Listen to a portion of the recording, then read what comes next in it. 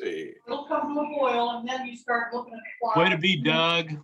So we've got sort of a critical mass of about 40 people, and I think I'm going to go ahead and get started.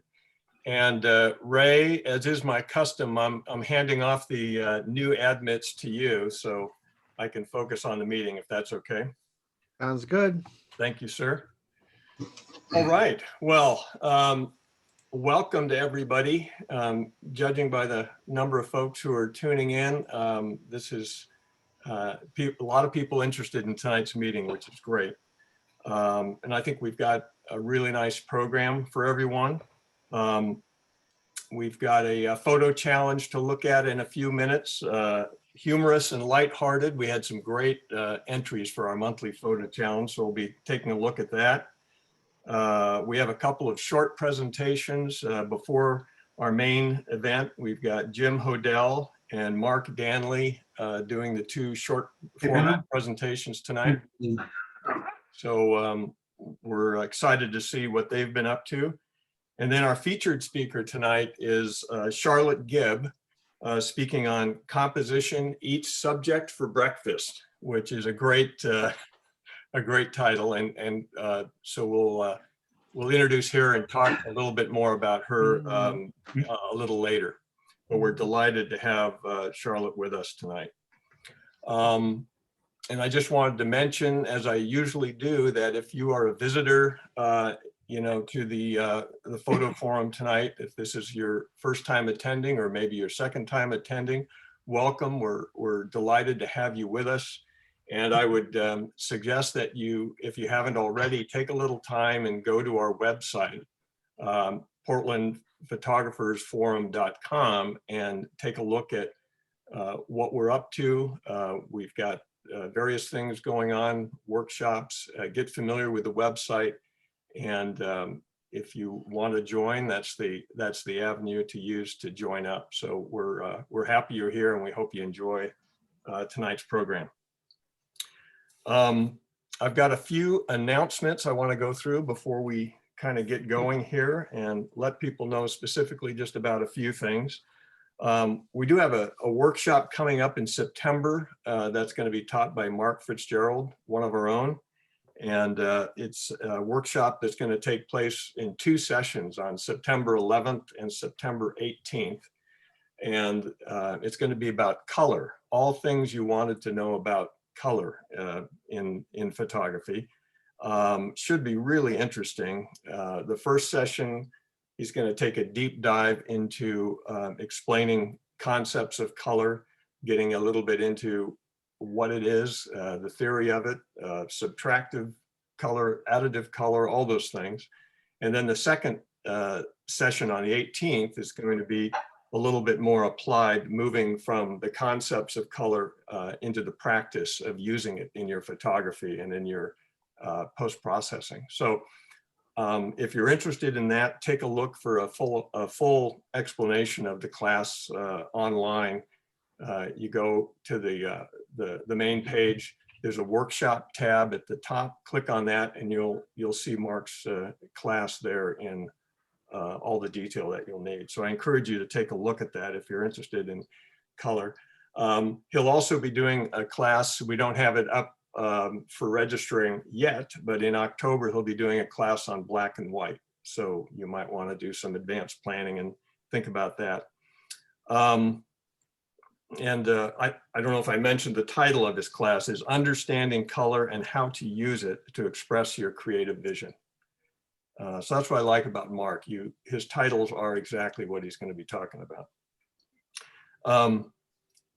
Wanted to mention Blue Sky Gallery. A thank you to Steve Blair and Jane Wolfser for their images, which are still in the community drawer through the end of the month. So if you haven't had a chance to go take a look at those, it's well worth your time. And then mention that Pat Rose and Kurt Pradelt are going to be in the community drawers for August and September. And so, make a point of working that into your schedule too. It's a great way to see prints by some of our members when we're still in this protective COVID mode. It's always nice to pick up a print, take a look at it, and appreciate that aspect of photography, which has been hard for us to do. Wanted to mention real quickly that our artist exhibition page on the website continues to do very well. Ray and Pat Rose have diligently been putting up the work of 4 different forum photographers every month.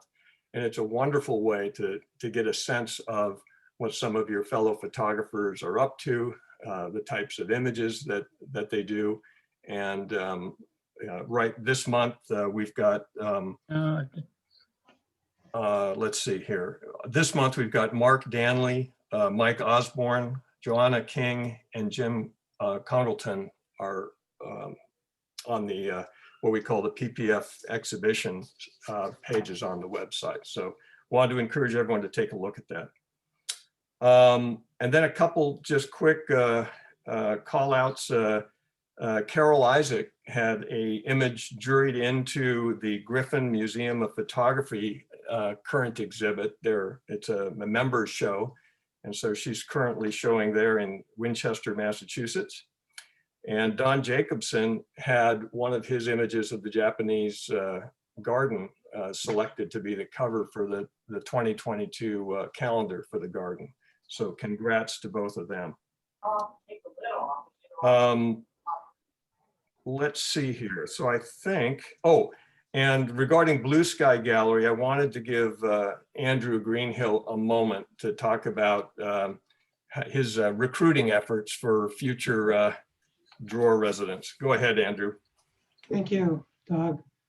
I just wanted to mention that we still have one side of the Blue Sky PPF community drawer open for December 2021 and January 2022, and that I'm welcoming all people who are interested in submitting work for the rest of 2022.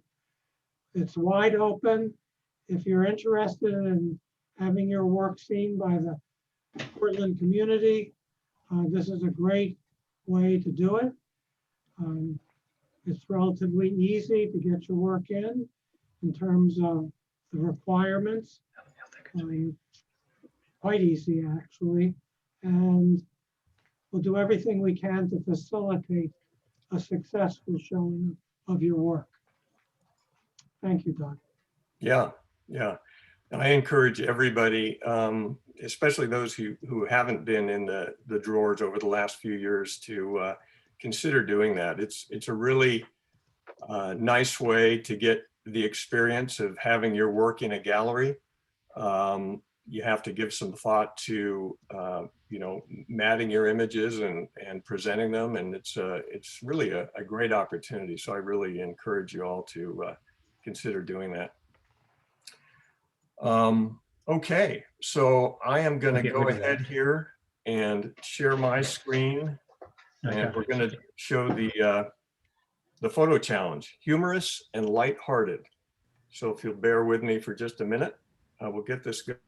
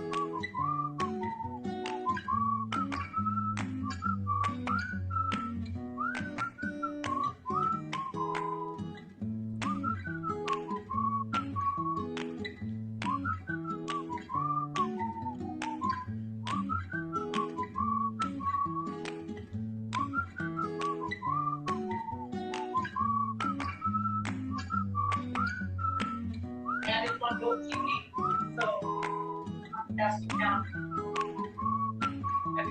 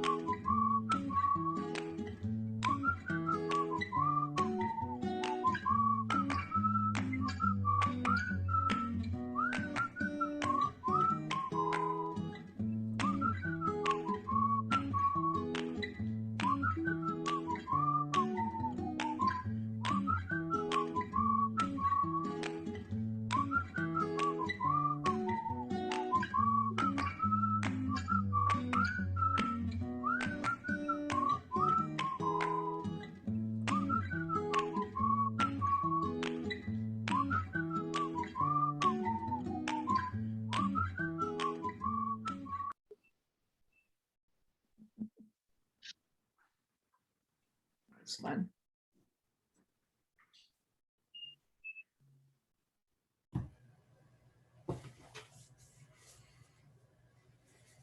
Doug, you're on mute. I know. Thank you. Sorry about that. Anyway, thanks to everybody for sending in those images. That was a great selection, and I want to thank Susan Turner for the theme suggestion of humorous and lighthearted. That was a nice change of pace. So, thank you, everyone. And now we're going to go ahead with the short presentations, and I'm just going to enable share screen here. And our first speaker is going to be Jim Hodell. Jim, are you ready? Hello. Okay, there you are. Great. So you've got about 20 minutes for presentation and questions. So I'll keep an eye on the clock for you. Okay. But go ahead and share your screen and take it away. All right. Do I actually click?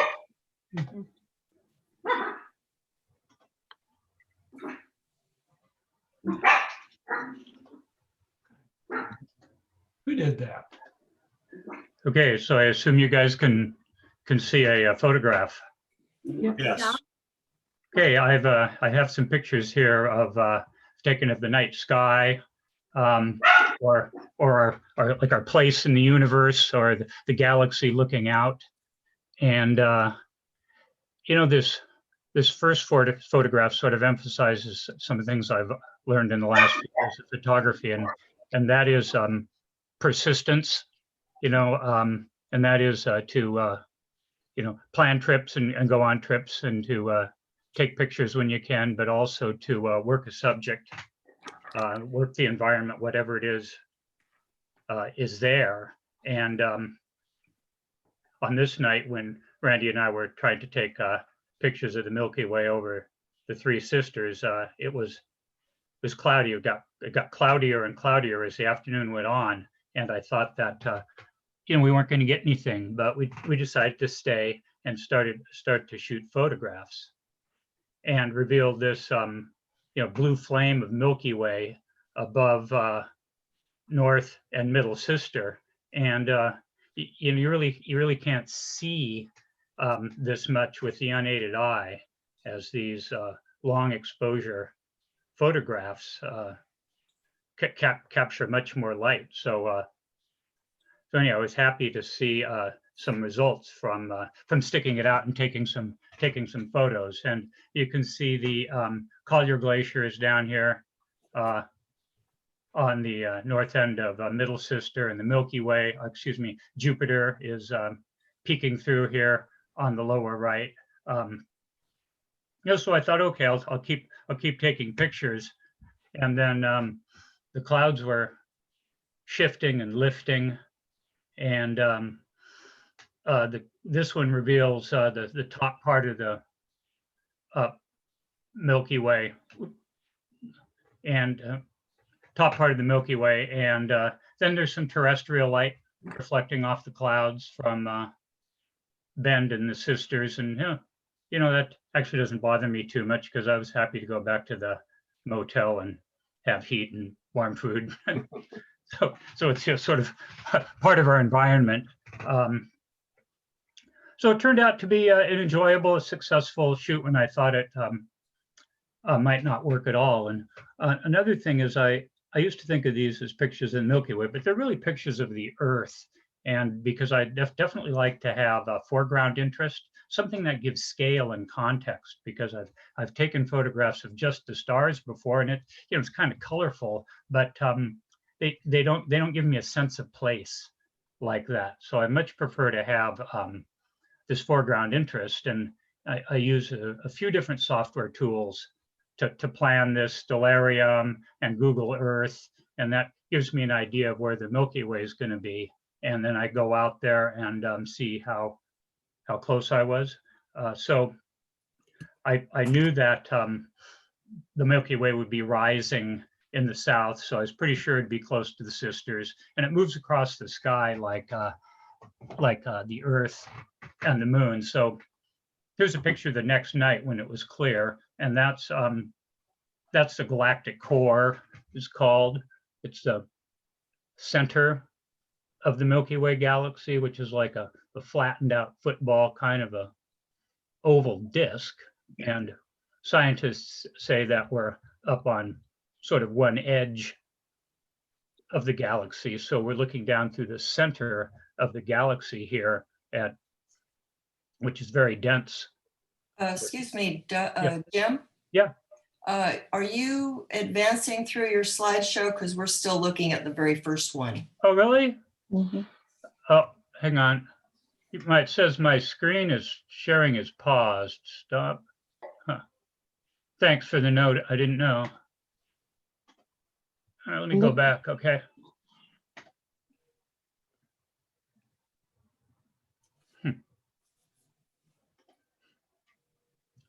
Well, technical difficulty. Hang on just a sec.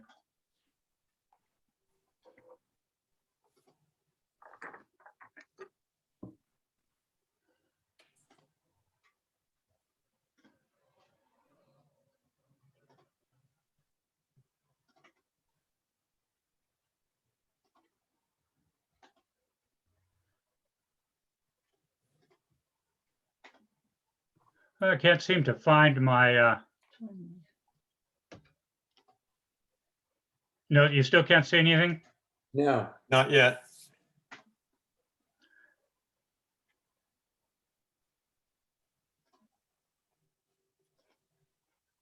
Well, right now you're out of screen share, so. Yeah, so I'm gonna try again. It's not showing my, Now you're sharing your screen again. okay, can you see a new photo? Yes, we've got Okay, it. so, Yes, there we okay, go. good, okay, sorry about that. I don't know what happened. Anyway, this is the photograph that shows the Milky Way emerging above the clouds. And its clouds are shifting and moving around, and so you know, we stuck it out and I shot pictures and got quite a few different looks that evening as the clouds were shifting and changing.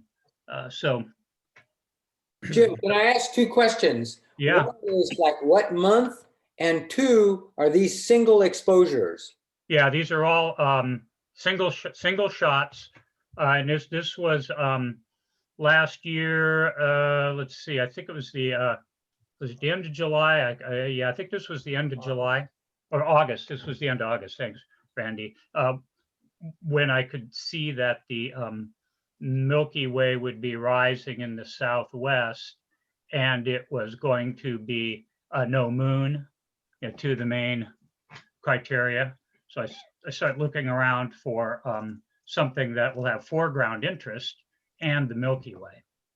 And this happens to be up on the Mackenzie Pass. And Stellarium will give you the position of the Milky Way, and then you can look at Google Earth and see where the foreground interest is and make a guess about what you'll see.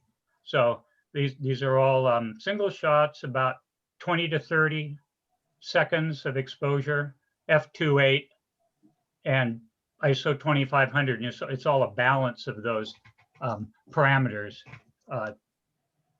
to get an image that's bright enough, not too noisy, and doesn't have star motion. So let's see. We went back the next night, and the clouds were gone, and this is the picture of the galactic core I mentioned before the technical problems. And it's a cool thing. Whoops. Okay. Okay, I got another message. I thought I had gone off again. So, you know, looking down this center of the universe, the center of the galaxy, and it rises and sets like the sun and the moon. So, as time goes on, if you're there for an hour or so, you can see it move across the sky. And scientists tell me, NASA tells me that these dark areas are intergalactic dust and gas, and you know, I believe them, but mostly I like the look of how dense and how many stars there are. It just gives me kind of a feeling of wonder. And so how are you processing these then after you get back to the motel and you're all excited and sleepy and drinking coffee? I said, how do I what? How are you processing Oh, images? You know, it's standard. Yeah, standard Lightroom, and they take. I mean, you have to brighten them up quite a bit because at f2.8 and 25 or 30 seconds, they're still not super bright. If you shoot longer than that, then you start getting a lot of star motion. So I shoot 15 millimeters at f2.8, which is as wide and as fast as my lens goes, and then I have to process them in Lightroom, brighten them up some.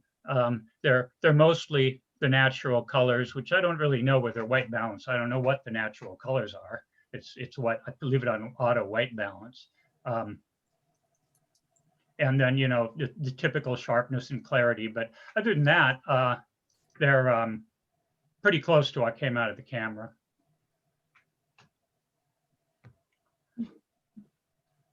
That's Jupiter on the right there, the bright spot. So then this is, I just turned around and shot out this is sort of the flat end or the shallow end of the galaxy. And so you don't see the galactic core. It's more of a even distribution of stars. And you can see the Big Dipper here, just off to the left. That's Mount Washington. And I could see the Big Dipper clearly. And with the longer exposure, it brought out all the other stars. And again, I tried to use the terrestrial light. I mean, I really believe this is light from Portland and Salem. So I thought, well, okay, it's there. I'll see what kind of a picture I can get.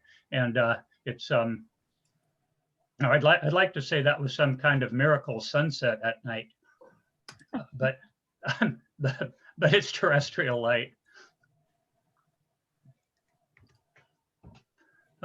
It's another example of thinking that I wasn't going to have a good opportunity, because I was up on Mount St. Helens at Windy Ridge and it was so foggy. I thought I'd better get down there while I could still find the car. And I was driving home thinking that I wasn't going to get any photos, and realized that the fog was very spotty. And some points it was almost entirely clear. So I stopped and shot these, pulled off the side of the road and looked for a bright spot in the sky. And there really wasn't much scouting you could do because it's pitch black. And was fortunate enough to get some different looking photographs. And this is looking north through the thin end of the Milky Way on edge. If you're out on a clear night, you can see from the southwest, the galactic core, and it goes all the way up over in a semicircle. And this is the shallow end of the galaxy. So this is still the edge of the galaxy, but it's the thin edge, so it's not as dark, but it's still a big cluster of stars.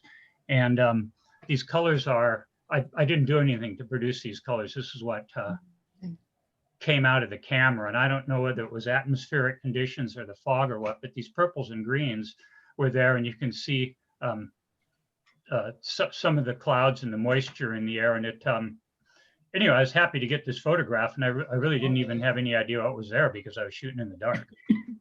Gorgeous. Let's see, so these next few are on that same trip, and I just stop whenever the fog would lift, and I'd see what I could find. So here's another one, and that's looking at the galactic core, and you can see there's a lot of moisture in the air with the halos. And I got down low at the lowest setting of the tripod and pointed the camera up because I was really close to the foreground, and got this kind of surreal look of these trees. I think they're like gathering there or something. It kind of looks like that to me. And what lens are you using, Jim? I have it's a 15 millimeter, is it a Tokina? Yeah, it's a 15 millimeter f2.8. And that's, I have to be careful about getting too close to the foreground because I want the foreground sharp. And at f2.8, you can't get too close, or depth of field, you end up with a soft foreground. And I pre-focused just a little bit ahead of infinity ahead of time, and then mark tape on the lens because there's no focusing, there's not enough light. So I try to get it all focused ahead of time, and then and then just line up and shoot. Now here's another one that same night, completely different look. Again, looking southwest, that's Jupiter and Saturn over here on the left, and the galactic core over, I don't know, some part of southwestern Washington, and a little bit of reflected light. I've definitely learned that it makes sense that when there's no clouds, the terrestrial light doesn't show up nearly as much because it doesn't reflect off anything. And this is another photo. I usually like to take vertical shots, but I like the wide open look of this. And that's Comet Neowise there in the middle under the Big Dipper. Mm-hmm. And it's a windswept valley. It was blowing, the clouds were swirling around, and the little double yellow line down there, if you can see that on the lower right, is where I just pulled off the road, and that's the road going off into the distance. And I could just faintly see Comet Neowise without my camera. There's a close-up of the comet. And that's shot at 200 millimeters in 3 seconds, which is about all you get at 200 millimeters without star movement. And, you know, what was interesting to me about this is the comet kind of the gas and dust trail curves off to the right. And then I saw this faint bluish purple shadow going straight up from the comet. And I wondered, what's going on? The picture looked kind of weird. And so I looked that up on NASA, and they say it's an ion tail off the comet where the solar wind strips electrons, the CO2 electrons out. So anyway, I can faintly see that there, although NASA has some pretty cool pictures of the two tails of the comet.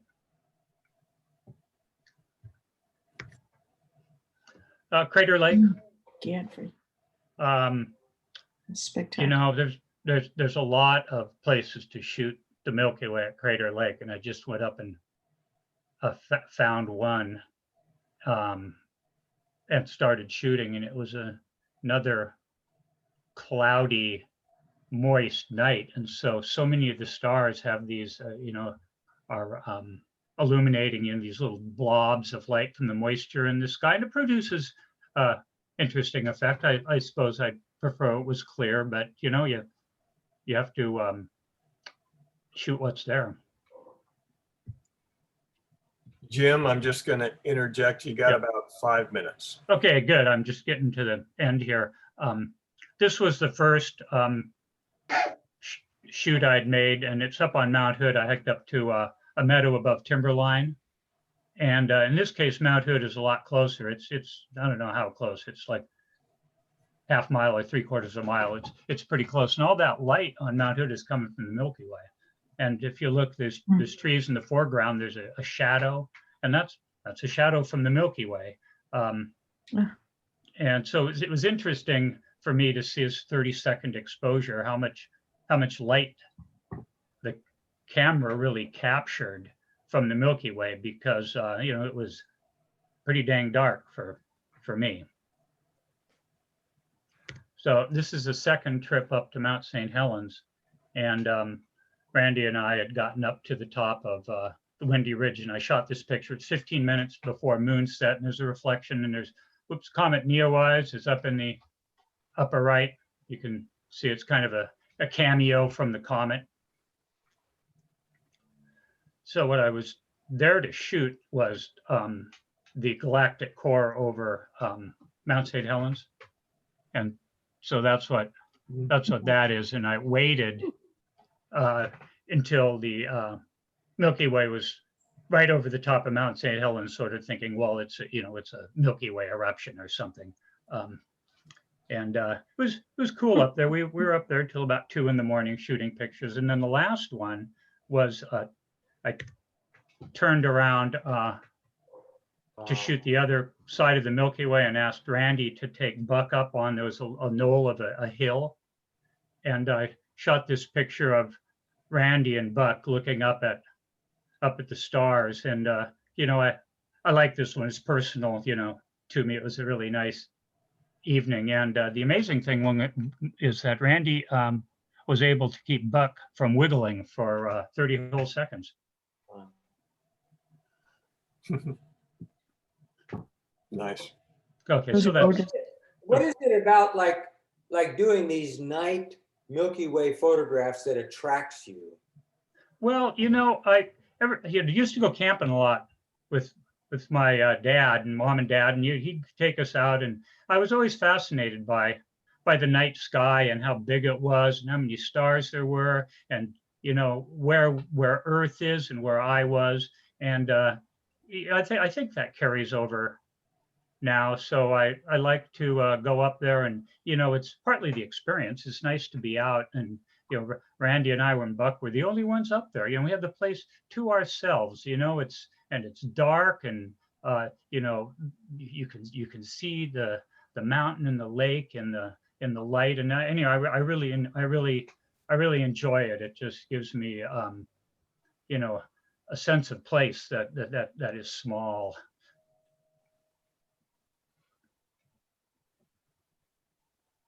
Okay, that's those are my photos for tonight. Thanks, everyone. Well, Jim, thank you. Thank you very much. Those are some Wonderful. really nice images. Those were wonderful. All right. Next, we have Mark Danley. Mark, are you I am here okay? somewhere. Can you hear me? We can hear you, so share the screen when you're ready. Okay, let me. Okay. So. Get the right place here. Here we go.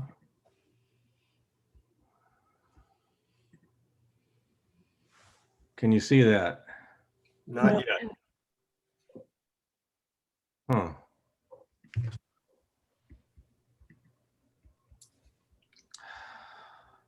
Did you click on the green share screen button? I did, and it's showing. Hold on.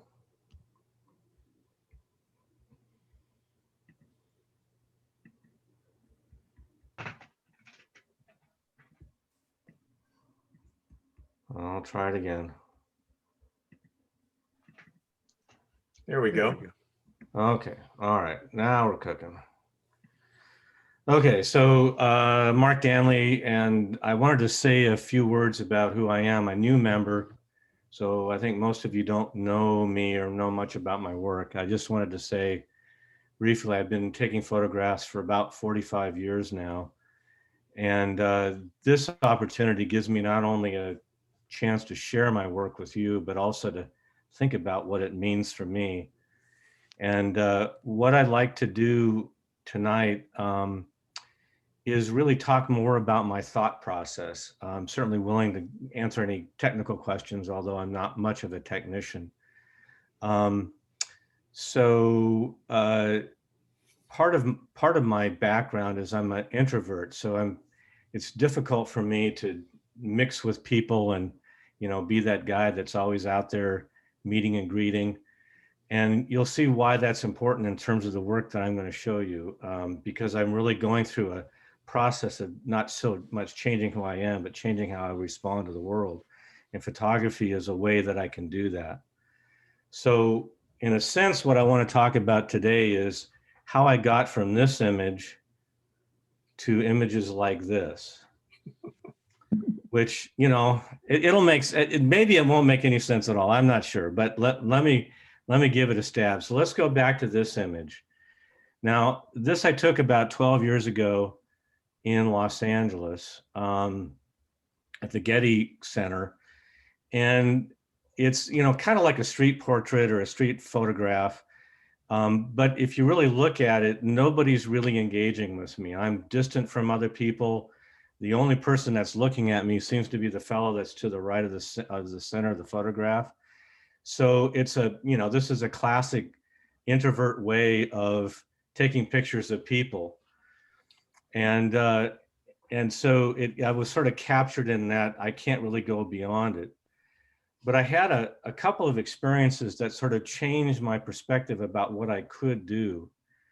This is a photograph in a pride parade in Berlin, which I happened to take in about 6-7 years ago, maybe a little longer than that. And for those of you who may have been to a pride parade, you don't have to worry about meeting people because they're going to meet you. They're there to strut their stuff.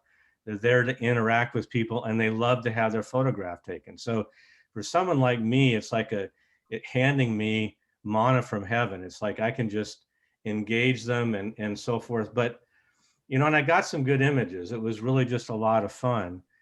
But even within that experience, there's really not, other than someone looking at me for a moment or two, there's really no interaction. You're not sitting and talking to somebody. You're not getting to know them. They're portraying who they would like to be at that time, and I'm taking a photograph of them. But I had another experience that came along more or less at that time, and I spent some time in West Africa. These are images, the next few are photographs of people in Sierra Leone.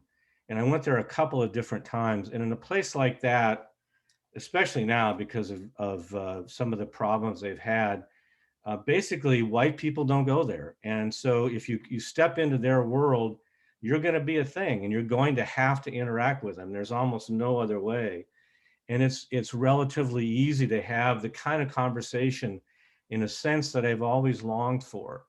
And so the Sierra Leone experience really gave me a lot of courage to look at not only what other people were like, but to sort of enter their world a little bit. And I wanted to sort of trade up on an experience. And so when I got back to Portland, I decided to do a photo study of homeless people in Portland. Now this started about 3.5 years ago, 4 years ago now. And in order to actually meet the kind of people that I wanted to find out what homelessness was like, because I'd heard a lot about it in the news. Of course, if you live in Portland, you've seen this a lot. And I wanted to know for myself what was really going on. Now, this particular image, this is a son and a mother that were living in a camp called Hazelnut Grove, which is kind of a organized camp just off of Greeley Interstate. And, you know, this kind of, you know, we've seen this kind of camp all over Portland, but I would walk into these places and I would meet these folks, I'd have conversations. And in a real sense, the photographs became less important than the lessons I was learning, not only about them and their life, but myself. And so these individuals, and there were really only rare exceptions, really were rather welcoming and very interested in sharing who they were. And I tried to give them something back by bringing them photographs. Sometimes they wanted tools or something simple. And if I could find them again, I would often share some of the things that I had with them. So these are a couple of images that I took for that 1.5 years or so that I was doing my homeless project. Marvelous. Now, this particular fellow I ran into quite often, his name was Randy. He lost his right arm he actually had a botched operation. He had some complications and they wound up amputating his hand. And he had a really great sense of humor, and we actually interacted quite often. He was underneath the Morrison Bridge on the east side.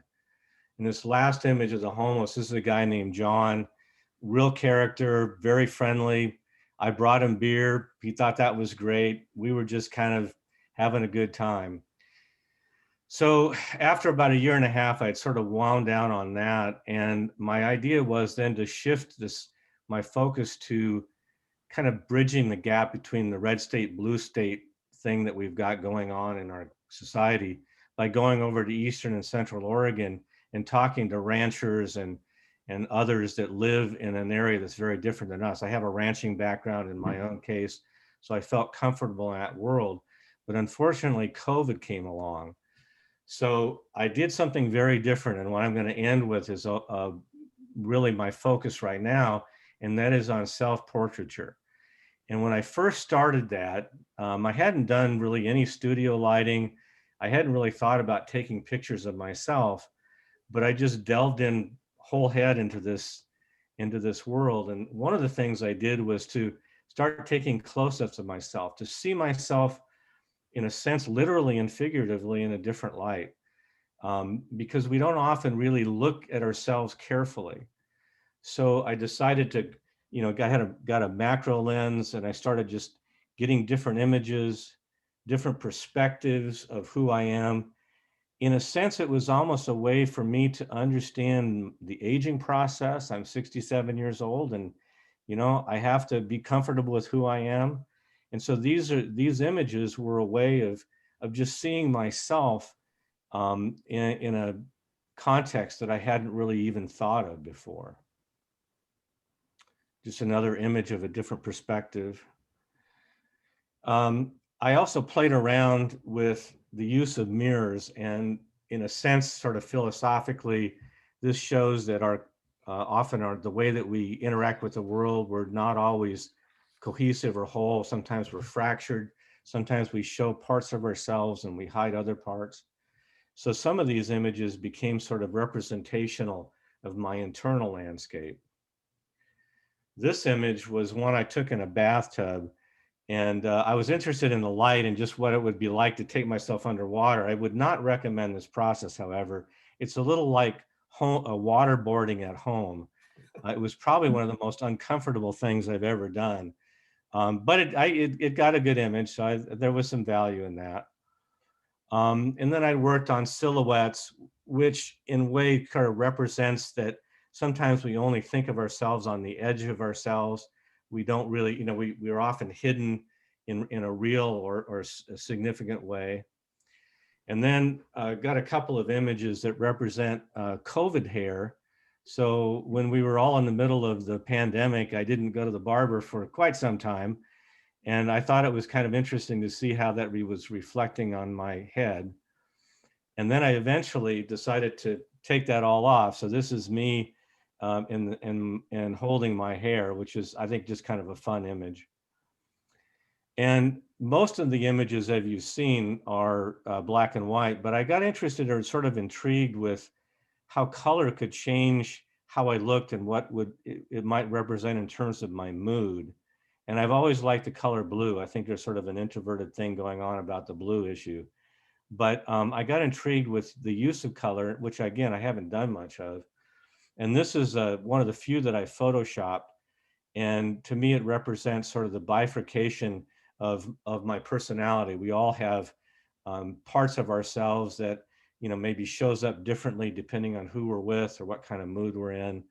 And it's almost like the hemispheres of the brain. And that's what this sort of dividing line down the middle of my face represented to me. And then I played around a little bit with double exposures. This is me talking to myself, or I guess even lecturing myself, which was just kind of an interesting thought process about what it would be like to meet myself. And then very lastly, I've got a couple of, these are also photoshopped images. This book in front was a book of poetry by E.E. Cummings, which was given to me by my brother in 1971. And it's been with me ever since. And it's well used by every stretch. And it's really, in a sense, become part of me. And this last image is the same book, but looking at it from the page end.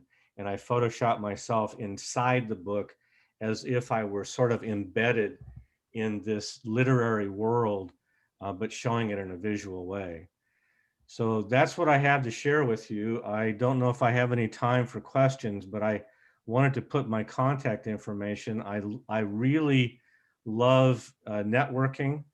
I encourage people to take a look at my website, although it's a little outdated. I think it's got some interesting images. Give me a call, shoot me an email.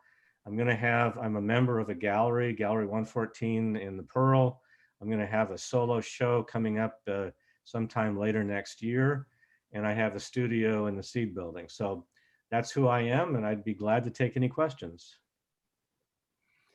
We do have time for questions. So, and I just wanted to say real quickly, Mark, welcome to PPF. We're glad to have you with us. And that was just a wonderful journey through your creative process. And thanks so much for sharing that. Oh, you're more than welcome. I really enjoyed sharing it with you because, again, it helps me sort of ground myself in what the hell I'm thinking I'm doing. So I welcome any comments or critiques. I'm open to it. Mark, I have a, if you look at like this little retrospective of your images, like which images do you feel the closest to, or do you feel are the strongest for you personally? I think it's hard to really pick one because it's almost a collective whole that really resonates with me, because and that composite image that I showed at the very beginning, that's a very weird sort of colored one. What it was a collection of individual images, individual pictures put together into a whole. And I did that because the way I look at myself is I might be different when I'm, meeting with friends, or if I'm with my family, or I'm meeting a stranger. I'm not the same person in a sense. And so that image was really reflected to show me in different ways all at once, because we tend to, when we take a photograph of ourselves, typically it's one moment in time. So in a way, that was probably one of the more interesting ones, but I really like them all in their own way. So I hope that answers it. It didn't, but that's all right. Okay. Hey, Mark, I got a question for you, Okay. or kind of an observation / question. I find it interesting that you point out this introverted piece to start with, because I find that many introverted photographers do self-portraits. I have a couple other friends who are self-proclaimed introverts, and self-portraits their thing. And I was going to ask you if that's, because you want to make portraits, but you don't want to confront strangers, A. And then when it comes to the pictures you made, I noticed that, and I'm curious about how they progressed, because you started out really close, which are really revealing pictures of you, but they're also not really identified as you. It was, we wouldn't know that was you necessarily in Right. some of the beginning ones. But then you did move back and you did show your whole face and your identity was known. And I'm wondering which came first, and if there was a progression that you became more comfortable showing your whole face after doing those really extreme and revealing close-ups. It's a good question. The very first image that I showed in the self-portrait where I'm sitting in that chair, there was a whole other series that I didn't show. I mean, I didn't have a lot of time to show most of my work, but most of them were full body images. And so after a while, I got a little bit bored with it. It was like, well, that's kind of interesting, but it doesn't really reveal much about myself. And so at that moment, it's like, I got to do something different. I got to mix this up.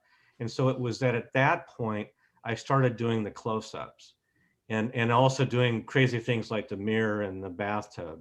So it was really a way of playing just to see where that would lead. And, I kind of bounced around a bit, sort of back and forth. But then, I got onto a kind of what I would call a medium shot, almost a whole bunch of headshots, which was really, it's kind of more or less where I am right now. And they're all valuable. It's not that, I like or dislike any of them. They're all just interesting. So I've kind of, so that was my basic progression. Gotcha. And what about the easier to do yourself than a stranger? Is that part of it, or am I just reading something in there that's not true? Well, I would have to explore that more. For example, I've not really worked with models, which is different than meeting somebody on the street and chatting them up and taking a picture of them. And so that's a world that I haven't engaged, or not very much, to be honest with you. And so part of me is I'm scared to death to do that. Yeah. It's almost easier to meet a stranger because, there's, if they say, well, no, I don't want to deal with you, then you just walk on and there's no loss really. Right. No risk. No risk. Yeah. There's a loss of that one person, but you just go on to the next. I had an assignment. I can't remember his name right now, but one of the things he said in a class I took is go out and take, go out and get 10 no's and, and talking with people on the street, and you'll know that you've done the assignment. And so it was my first chance. Zeb Andrews was his name. I think that's pretty brutal. That came from Zeb. Yeah, I know. I like him anyway. Yeah. But he was really making a point that no is part of the yes. And so that was a really good experience, and I really enjoyed that. Nice. Mark, I have a question for you. Okay. One of the most, just listening to you talk and seeing your presentation, one of the most revealing photos that I noticed was the photo of you with the two-toned light that showed kind of the duality of your personality. And my take on all this is, you proclaim to be an introvert, and one side of your personality, which leads you to do the reflective self-portraiture, but you're also a people person, obviously, because you clearly set your subjects at ease when you're photographing these strangers. And I was particularly drawn to the the portraits you made in Sierra Leone. Is that where it was? Yes. Yes, because that's a different culture. I guess you could argue that the homeless people are a different culture too, but this is a different culture from your own, and to transcend that cultural barrier to get such emotionally meaningful portraits of these people is just fantastic. So I don't think you're always an introvert. Introvert. I think you're half and half, like you showed in that one picture. I think there's some truth to that, but one data point I would add to it is I'm a mediator by trade, and a mediator, one of the characteristics of people like me is I have to be naturally curious about people. And one thing that introverts tend to do is we're a lot easier one-on-one. Mm-hmm. If you see me in a party, I'm likely to either be in the bathroom hiding out or just basically trying to figure out a way to leave early. And so there's a lot of dimensions. An introvert is a label. It doesn't say everything about anybody by any stretch. But I really enjoy people, you're right, but I tend to enjoy them one-on-one or in small groups. Yeah. And so it's easier, it's at least somewhat easier for me to have a conversation with somebody on the street, because I'm not talking to 10 people at once. Mm-hmm. Right. Yeah. Well, I think the training is interesting, because I feel like I'm like you. I'm an introvert at heart, but I was a teacher for many years, and like you were a negotiator. I think that bit of training that kind of forces us out of our shell, kind of, especially when we get older, kind of allows us to, be a little bit more, assertive and put ourselves forward a little bit more readily, perhaps. I guess if I've learned it, I'm sorry, go ahead. Mark, I'm sorry, I'm going to have to stop it there. We could go on, and it is very interesting, but I'm going to try to keep to our schedule here. So thanks again for Mark. sharing your images. That was really, really interesting. All right, thank you. So we're very fortunate tonight to have Charlotte Gibb with us. And Charlotte is just a wonderful wildlife and landscape photographer. She makes her home in the San Francisco Bay Area. And she came to our attention originally through Mike Osborne, who I think, contacted her about speaking to us over a year ago. And so I thought, what better way to introduce her than to let Mike say a few words about Charlotte. So Mike, if you're ready, go ahead. Well, thank you. I am really excited to have Charlotte here tonight. I met Charlotte for the first time in an aspen grove on the east side of the Sierra. Of course, I would have to say I had heard about her before from other Yosemite photographers that had told me about her. And I was familiar with her work by visiting her website. So I was prepared for an interesting time. And I consider that an auspicious beginning to a nice friendship. What I liked about Charlotte's work then and still is I can see how she sees the world. And I'm talking not so much about the pictures that she's going to show us, although that will demonstrate that. I can tell from the pictures how she's looking at the world when she's out looking for pictures. And it's a beautiful world she lives in, I can tell you. One of Charlotte's favorite things, I'm sure we'll see many of them, are intimate scenes of nature and natural things. And it's not just in nature that you find those. Anything that presents a big picture kind of scene to you, you can make it more intimate by ways that I'm sure Charlotte's going to demonstrate. Usually in any big scene, there's something, if you notice it, off, out of the way, out of the corner, that's singing, that's exclaiming its eloquence and its beauty, if you just pay attention to it. And the important thing to note is that it's not about a thing that's doing that. It's about light, it's about texture, it's about patterns, it's about lines, shapes, if I said that already, color, tones. All those things that we all know as compositional elements. And I'm sort of wondering, betting maybe, that led her to the engaging title of this presentation about composition eating subject for breakfast. And I want to tell you to be aware of one thing while you're watching Charlotte's pictures. And that is her processing follows the same dynamics of how she selects what to include, what to exclude from these pictures that she's making. The processing really magnifies and echoes the singing that these intimate scenes are revealing.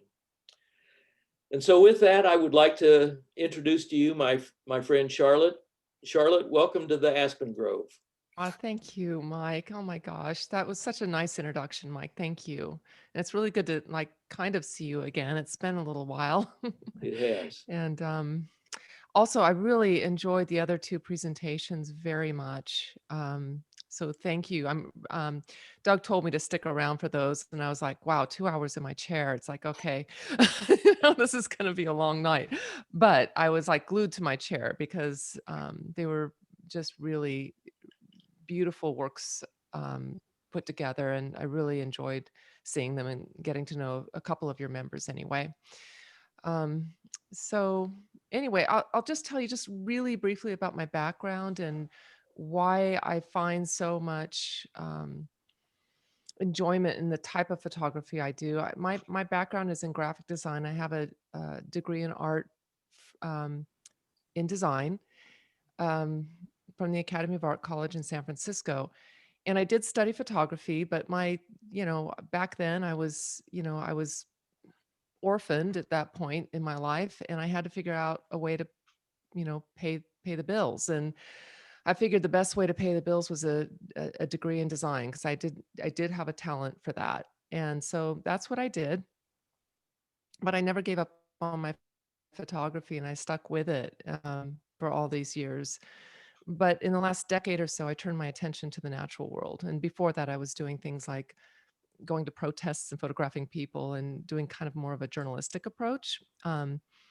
But I found after I sold my business and everything that I needed a more peaceful approach, and my photography became something that was really just for me.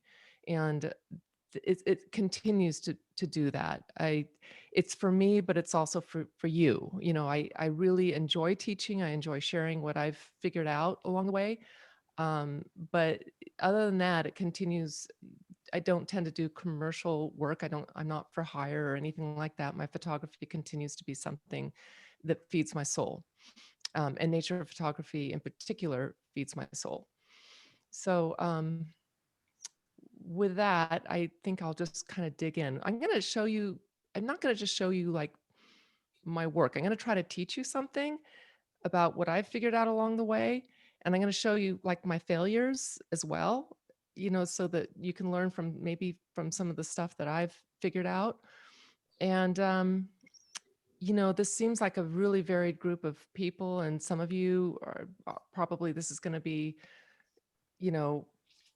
like old hat for you, and just feel free to cherry pick whatever you want to glean from this, because some of it will be useful and some of it may not be useful, but hopefully you'll walk away with something that'll help you improve your own work, or maybe make you feel better about what you're doing. So let's see here. I'm going to try to, let's see here, share my screen. Charlotte, let me ask you Yeah. just a quick question while you're doing Sure. that about questions. I think when we talked earlier, you were saying that you were going to sort of give opportunities for questions as you go through. Is that what'll work best for you? Yeah, I think so. Like I said, Doug, this presentation that I'm showing you is fairly fresh. I've only given it once, and I think that what I'd like to do is kind of break every now and then and just say, okay, are there any questions? And then I'll just dive into the next part. But I'm going to be moving pretty quickly because I want to get through all of the material. So, and I don't want to keep you guys late. So we're going to try to go quick. Sounds So good. is that okay? Yeah. Okay, cool. All right, here we go. Let's see if this will work here. Hang on just a minute.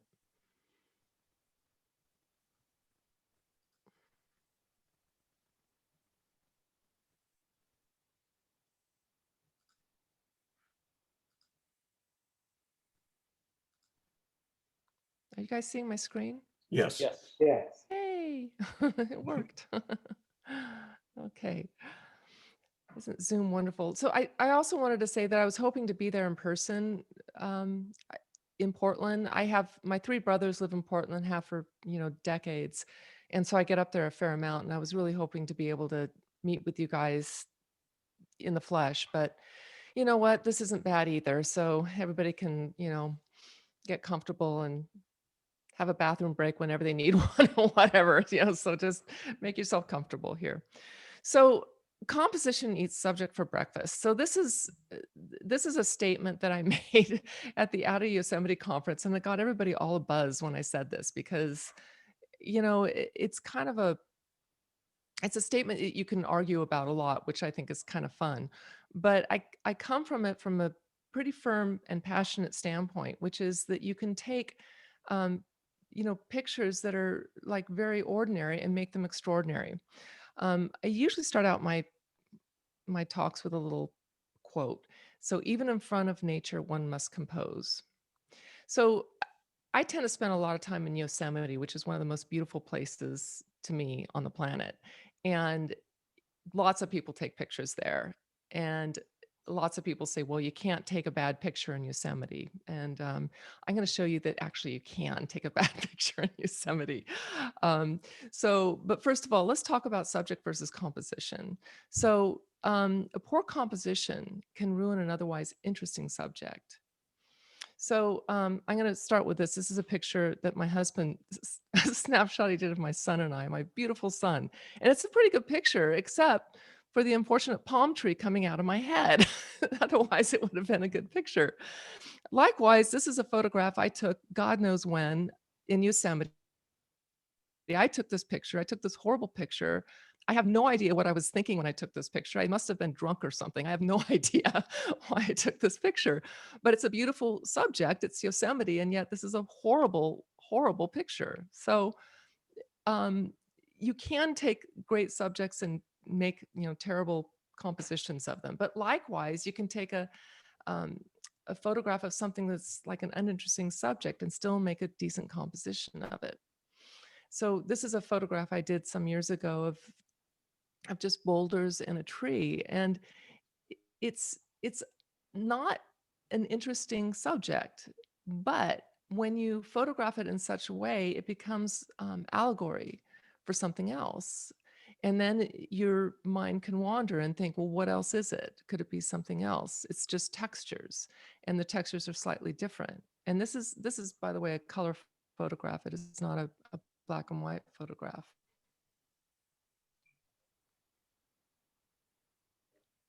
And this one I call Decay. And again, it's a picture of some decaying water lilies.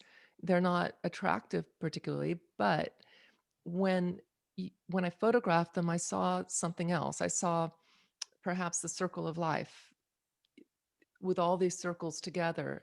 And here we are looking at these water lilies that were once really beautiful, and now they're in a state of decay, and they become somewhat of a wabi-sabi, so, because there's some beauty in their decay. So Mike had mentioned the elements of design, which you are all aware, and this is something that you learn in design, 101. That your photographs are made up of lines and or shapes or colors or patterns or textures, and so if those are the if those are the things that are, which are the words, if you will, if you're speaking a language, these would be the words of that you would use to describe something, and compositional techniques such as you all have used these, I'm sure, as well: the rule of thirds, S-curve, symmetry, repetition of form, and leading lines and framing. These are all tools that you use to create your photographs. But what I want to talk about is something a little bit more nuanced today. And if these are like the building blocks or the words that you use, I want to talk about the grammar of how you say it, how you use these building blocks and these tools to say something that's maybe a little bit more meaningful. So I want to start with balance and visual flow, which I found it really difficult to teach this because it's something that you kind of feel, and you, after you do it for a while, you go, okay, yeah, I'm starting to get how visual flow and balance feels. So I'm going to attempt to try to explain how that works. When you have a photograph that's balanced, your eye is moving around the composition, and it's being tricked into moving from object to object. It's being challenged to move through the composition. Your eye is never still, and you're trying to figure out what to look at. So it will be guided by invisible lines, because under every photograph is hopefully some structure. And underneath my photographs, there's structure, because I'm a graphic designer. And as a graphic designer, if you pick up a magazine, for example, and you start flipping through it, there's an underlying grid. You may not see that grid as, a reader. You just know it. You just feel comfortable with it. You know that when you turn the page, you're not going to have to reinterpret an entire new layout, that things are going to be where they're supposed to be. And it's kind of the same way with photography, that there's an underlying grid that helps you put things into a certain order.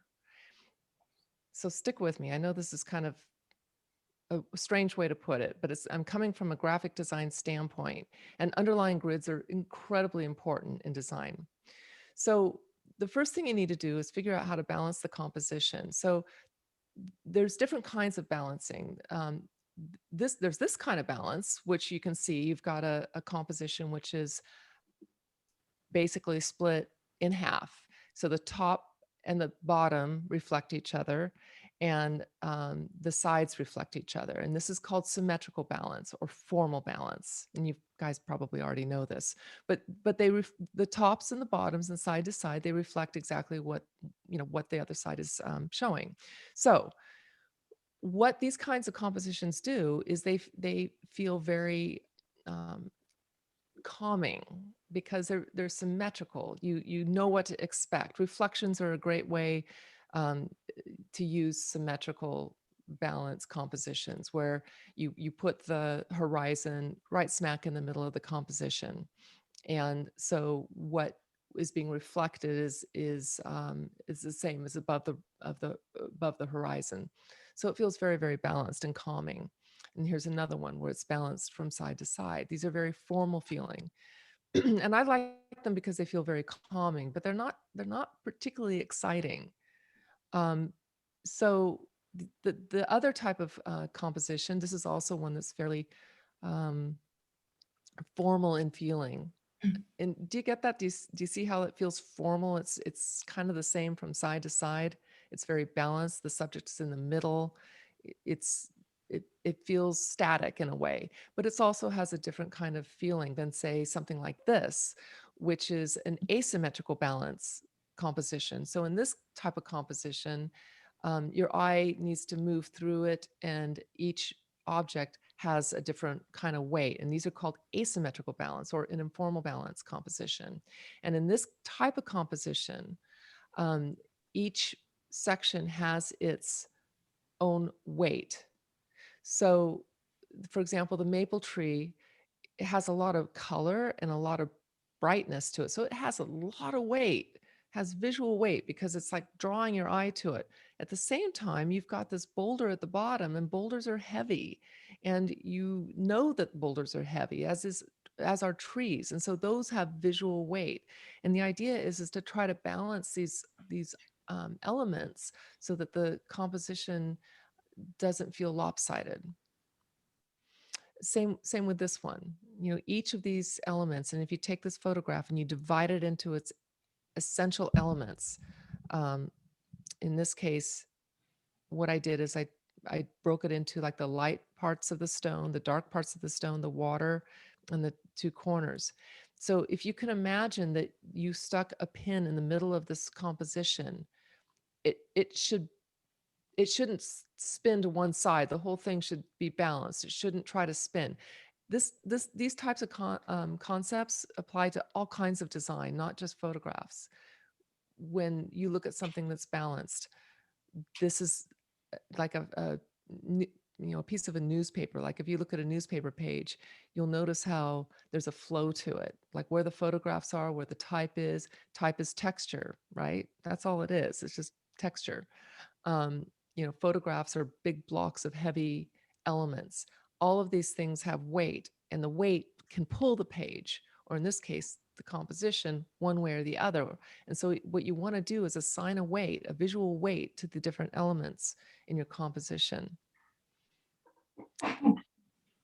So visual flow, again, visual flow is, again, a difficult thing to explain, but I'm going to give it a shot here. This is a photograph that I made recently. Obviously when you're photographing wildlife, you can't pose the birds as Audubon did. You have to kind of take your chances and hope you take enough pictures that you can get something that you can recognize as being having good visual flow. And this one is probably one of, hundreds of photographs I took of these sandhill cranes. And so I want to dissect it a little bit for you so you know why this one worked for me. First of all, it's the gaze of the birds. They have these, they're looking opposite directions, which creates really interesting visual flow. But they also have what's called gamut, and which is that we have these repeating lines that are happening within the bodies, within the composition. So we have these sort of diagonal lines here, but we also have these other diagonal lines that show you how these repeating lines give you a sense of flow, of visual flow. There's also this, which is a beautiful rhythm to the photograph, which the birds have this very it's a luscious, like almost like a human-like form going through them. Here's another one. This is not birds, this is a landscape, but it has the same kind of idea where it has this beautiful flow going through. So when you're photographing, and I don't know how many landscape photographers I have here in this group, but I think that these kinds of concepts work with lots of different genres, that you look for these types of visual flows, these types of repeating patterns, and that's what our subconscious locks into. We may not consciously see these things, I practice this stuff on my husband all the time and say, what do you think? And he'll say, I like it, but I don't know why. And then when I kind of, steer him a little bit, he'll go, oh yeah, like now I get it. And he's actually getting really good at starting to spot things. Here's another one that has visual flow. Now, now that I've pointed out to you guys how that works, you can probably spot this one, right? It's a Z, and that's like a zigzag. So do you see it? Yep.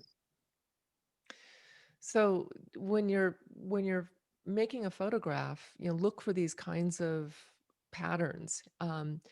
It's easy to do on a tripod because it's not easy. None of this is really easy, but when you're on a tripod, you can take your time. When you're photographing wildlife, it's kind of catch as catch can, and or people or things like that. You have to work really quickly. But after a while, your eye gets really trained to spotting this stuff quickly, very quickly.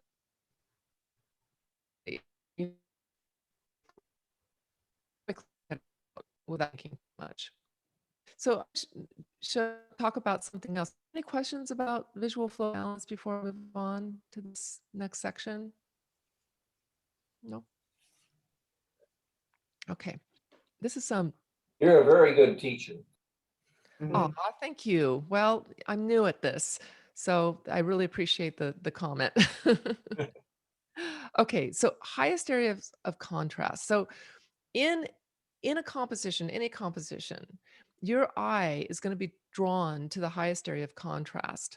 I'm using this as an example. It's not like I'm going to, set the art world on fire with this photograph, but it's a example of contrast where your eye is drawn to those areas of color contrast and light and dark.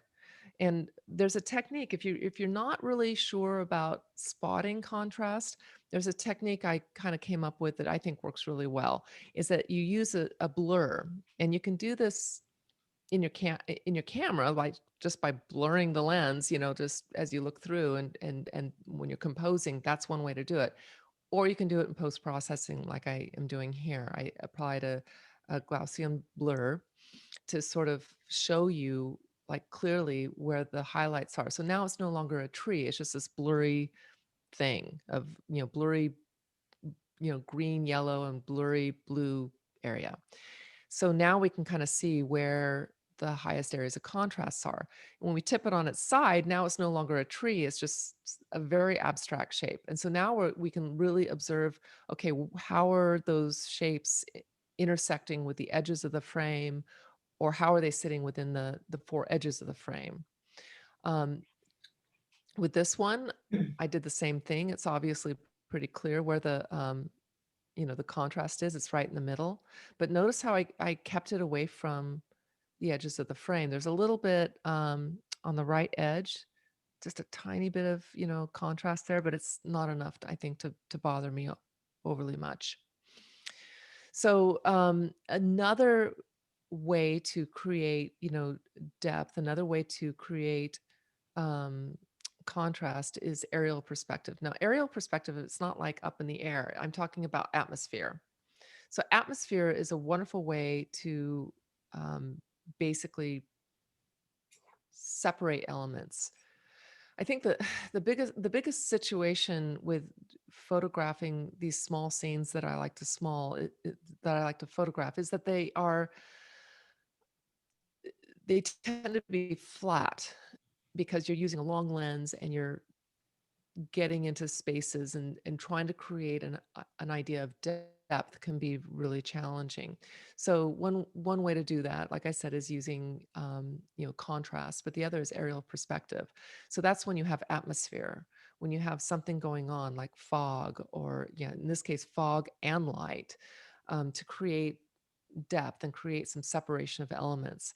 So this scene would otherwise be completely flat and uninteresting if it weren't for fog creating depth. And same with this one.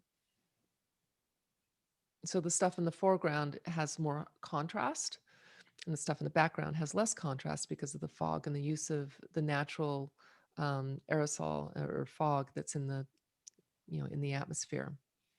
Same with this one. And this is, I could talk a little bit more about the symbology in this one, but that's another lecture for another day. But the snow is coming down really, really hard on this, but it was working great in creating this sense of atmosphere and differentiation of objects and the thing in the back, which is like looming and huge, but it's way back there. Even though it's huge, the trees tend to rule the day in this composition because they're brighter, they're darker, there's more contrast. So your eye goes to that contrast. So I want to talk about Border Patrol, and this is something that, you know, Mike and I have a mutual friend, Keith Walklett, who preached Border Patrol, and and he basically beat it into my head about this, and so I owe it to him for this concept. So Border Patrol is going around the edges of your frame and making sure that things around the edges are not distracting. So, for example, this is I'm going to take you through the process of one of my shoots. This is basically a contact sheet of a waterfall in Yosemite.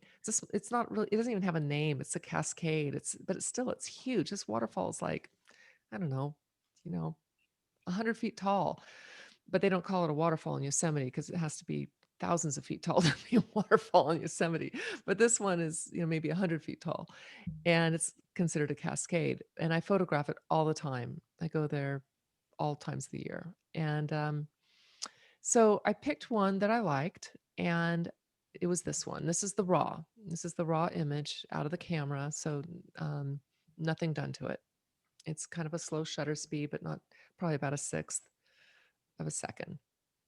And as you can see, it's an okay photograph, but your eye kind of doesn't really know where to land on this photograph. Is your eye going to those bright spots? So look at this and look, is your eye going to the brightest spots? Where's it going? So I made it blurry so that I could demonstrate to you like how those bright areas are really distracting. They're near the edge, and they're in areas of the photograph that are not that interesting. So there, you can see that I circled them for you. So, okay. So this is what I did to it. Do you see the difference? Let me go back. This is how it was. And what I wanted to do was tone down all of those bright areas and accentuate the part that I wanted you to look at. And what I wanted you to look at was that pretty bush, with the flowers on it, and not look at the edges of the frame. I wanted you to look at the waterfall and this pretty plant that was growing right next to the waterfall. So now when I do my little blur, you can see that all those bright things toward the edge are gone, and the brightest thing is where I actually want you to look. So that's the before again, and that's the after. And this is all done just with dodging and burning. That's all I really do with my photographs in directing the eye through a composition. It's dodging and burning, just like the old darkroom days, which is what we did back then. I'm doing the same thing now in the digital darkroom, just dodging and burning. So that there's no magic here or magic filter or anything like that. It's basically making an artistic decision about what you want your viewer to look at. What's the most important thing in that composition that you want people to look at? Because otherwise, this composition is not that interesting. It's like, okay, it's a waterfall, but my eye is all over these rocks because the rocks are so bright.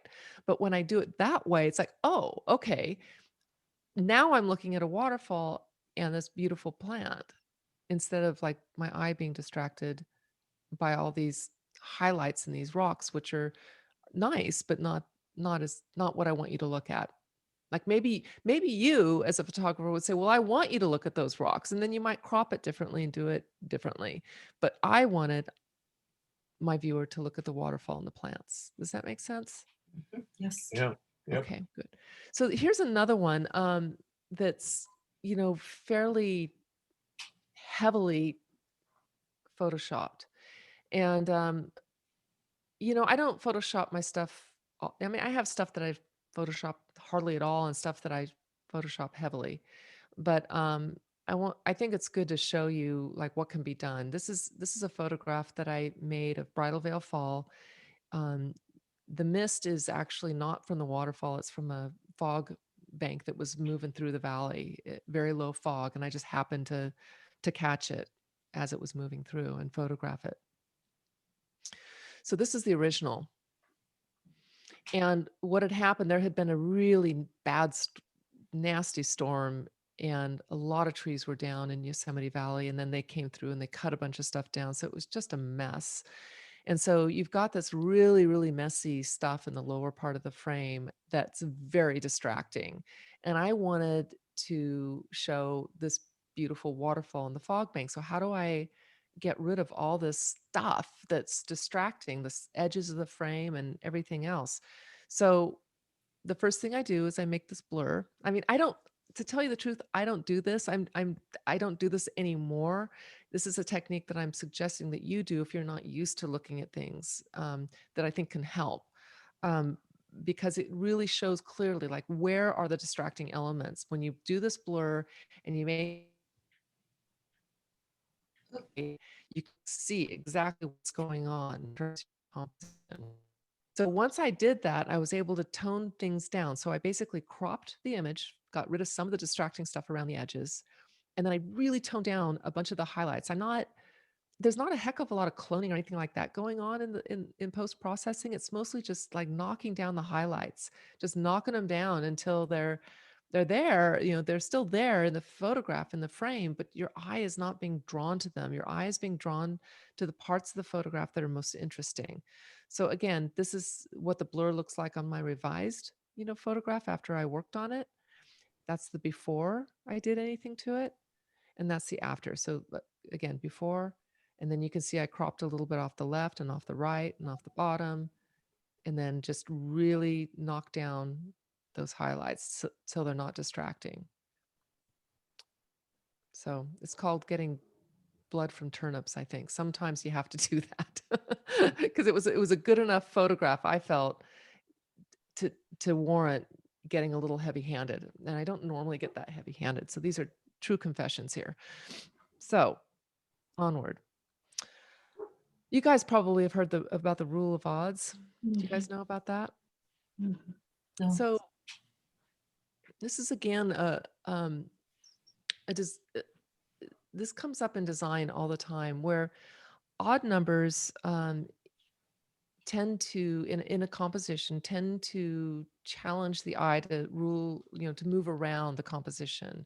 So it'll create more visual interest because your eye can't settle on pairs. It will just bounce around between the numbers. So for example, this is 3 trees. So your eye, like if do you remember the photo I showed you just before this of the waterfall in the middle? Has a very calming effect. Well, your eye is probably moving around a little bit more. And if we put tracers on your eyeballs, they would probably be moving between these elements, the single tree and the 2 trees. It creates more visual interest in a way, and it's more actively engaging for the viewer. Like here, now we have 5 trees. It's an odd number. And so you try to start grouping them. Your brain is very active, and it wants to group them together, but it can't. so it gets very engaged. Here's another group of 3s. So let's contrast that with even numbers, which are symmetry and balance, which also play an important role in composition. One is not better than the other. I often tend towards even numbers or symmetry because I tend to like photographs that make me feel calm. And this type of composition is more calming than an asymmetrical balance or something that uses odd numbers. So when you think about this, think like, okay, odd numbers, asymmetrical balance, even numbers, symmetrical balance. They have really different feels in terms of composition.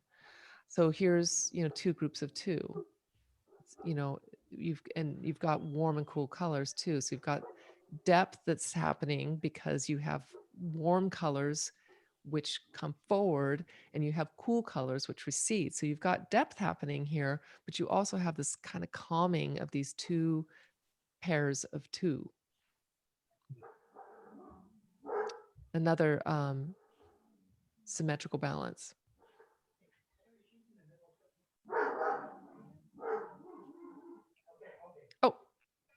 I forgot I had, this is my two sons. Aren't they beautiful?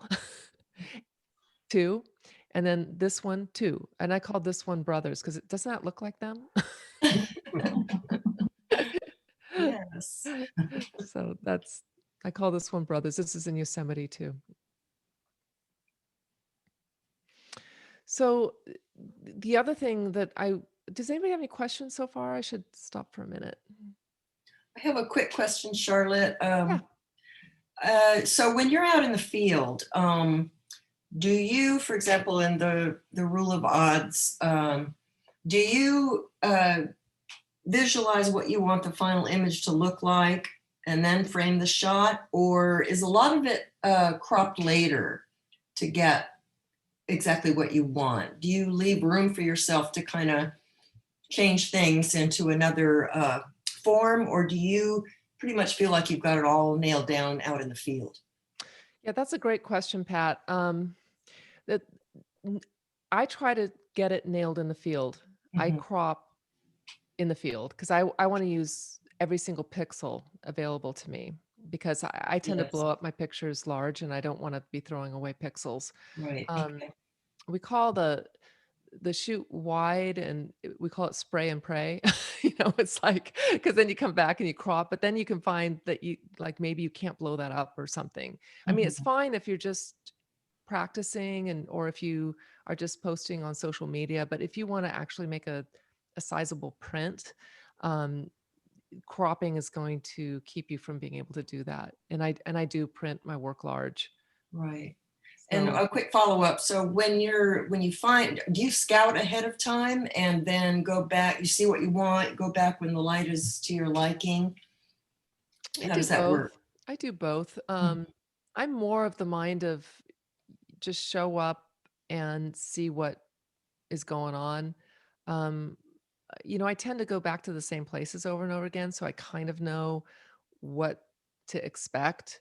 So, but if I go to a new place, yeah, I'll go out and just experience it first and think about it.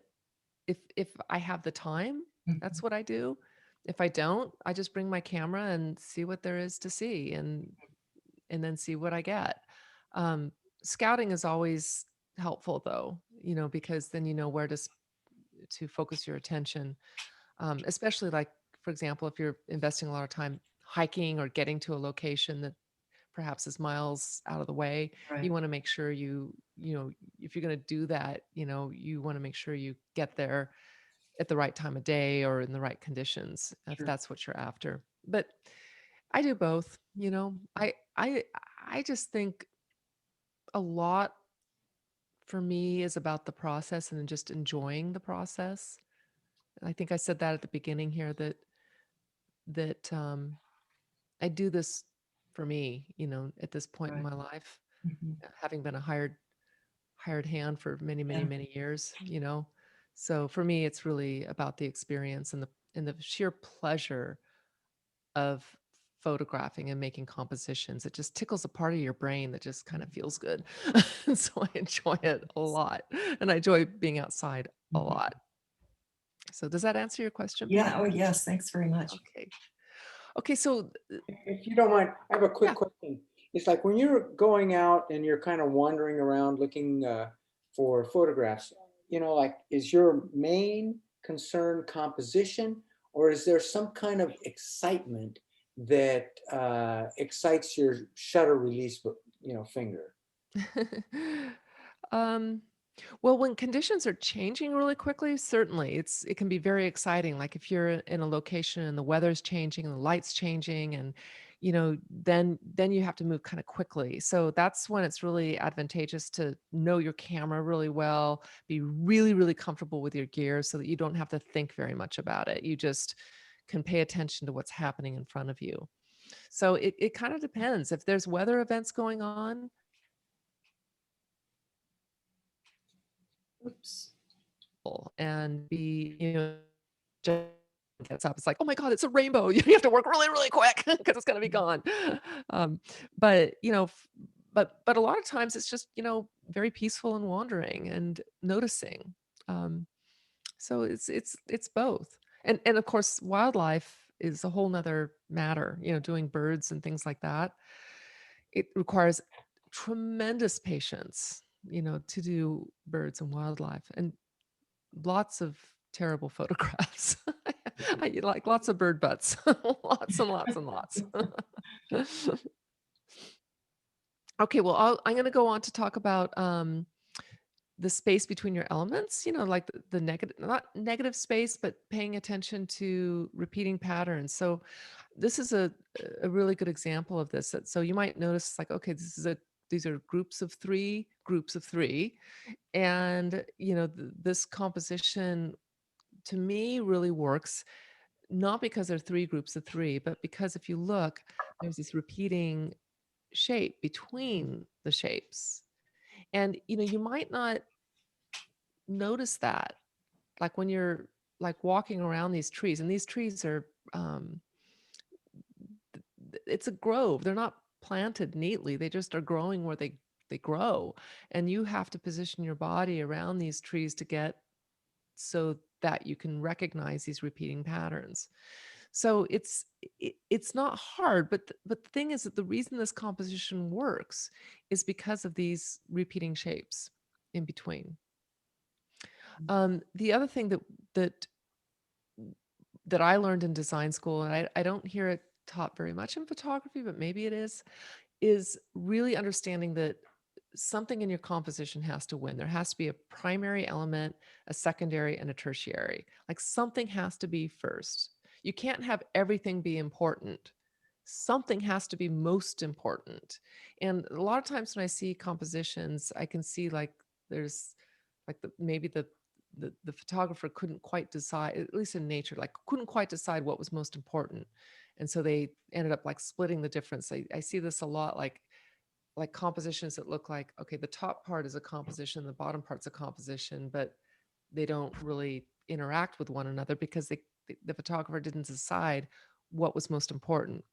So can you see in this photograph what is primary, secondary, tertiary? Mhm. Yep. This one's pretty straightforward. Okay, how about this one? This one's pretty straightforward too. Mhm. So the background can be tertiary.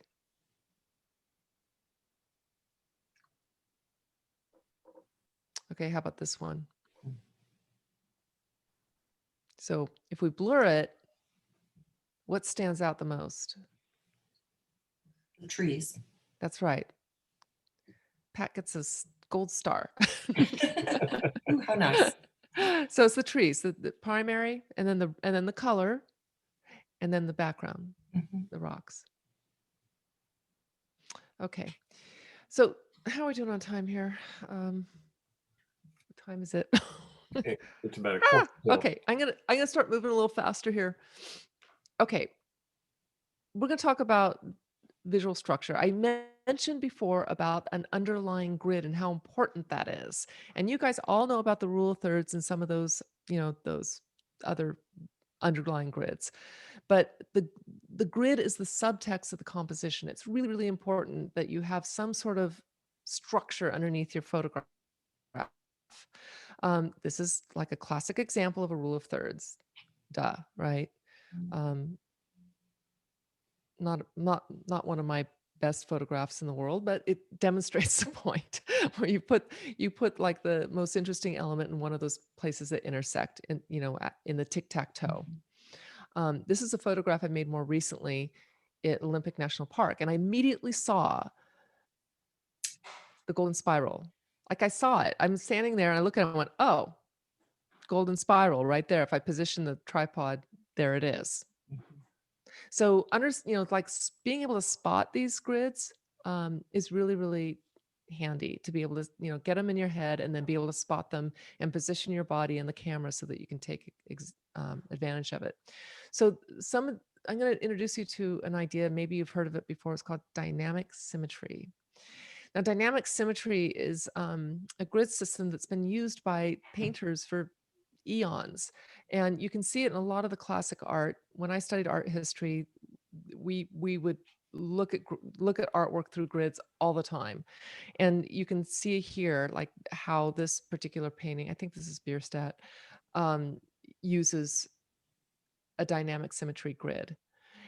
So you can see the repeating gestalt, the gamut, the repeating gamut of lines, and those line up to the grid. Do you see that? Yes.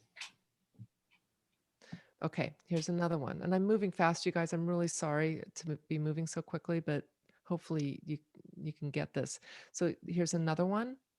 And again, the points of interest are in these intersecting parts of this dynamic symmetry grid. So I put one on top of one of my own photographs. And again, like I see the world this way because I studied this stuff for a long time. And so when I do my compositions, I'm not necessarily, going, oh, here's a grid on top of my viewfinder. I see it in my mind already. I know how these grids work. I know how to place things. But you can get these grids and put them on the back of your camera in live view, and you can practice with them. You put them on acetate and you can just tape them on. You can download them from the internet, and then you can practice your compositions this way. But as you can see, like this is lining up with a dynamic symmetry grid. Here's another one. Lines up just right. And you can see the repeating gamut of the lines. Do you see the lines? Yes. Wow. Okay. And here, just a real simple photograph. And of course, the birds are flying by and you're just like, click, click, click, click, click, hoping you get something. And here's my grid. And there they are. So if you get used to working with grids, pretty soon you don't really need to use them. You just see them. You see them in nature. This is an older photograph of mine. And that's the repeating lines from that grid. And as you can see it, they all point into like this vanishing point that takes you down into the composition. Same here. Here's the grid. And there's the repeating patterns, repeating triangles. I tend to use a lot of symbolism, when I can spot it in my compositions. It's a way to create something more interesting from something rather mundane. This is not particularly a super interesting subject, is it? So back to composition eats subject for breakfast. These are just two trees. It's a smoky day in the Eastern Sierra. The background's really smoked out. It was not beautiful to photograph. And it's like I'm trying to salvage something from this hike that I can take away. And I spot this juxtaposition of these two trees. And, by positioning it, in the grid in an interesting way, I'm able to come up with a composition that is a little more captivating of something that's very mundane. Again, not a mundane subject. This is Yosemite, actually. And again, lots and lots of repeating lines. Lots and lots. Oh, Okay, so I'm going to go through this really quick, evaluating your compositions. This is a composition I did. I wasn't really pleased with it. I never went back to look at it. And I'm showing it to you because I thought, okay, well, this is a good example of something that I photographed and never did anything with it because I just didn't think it worked.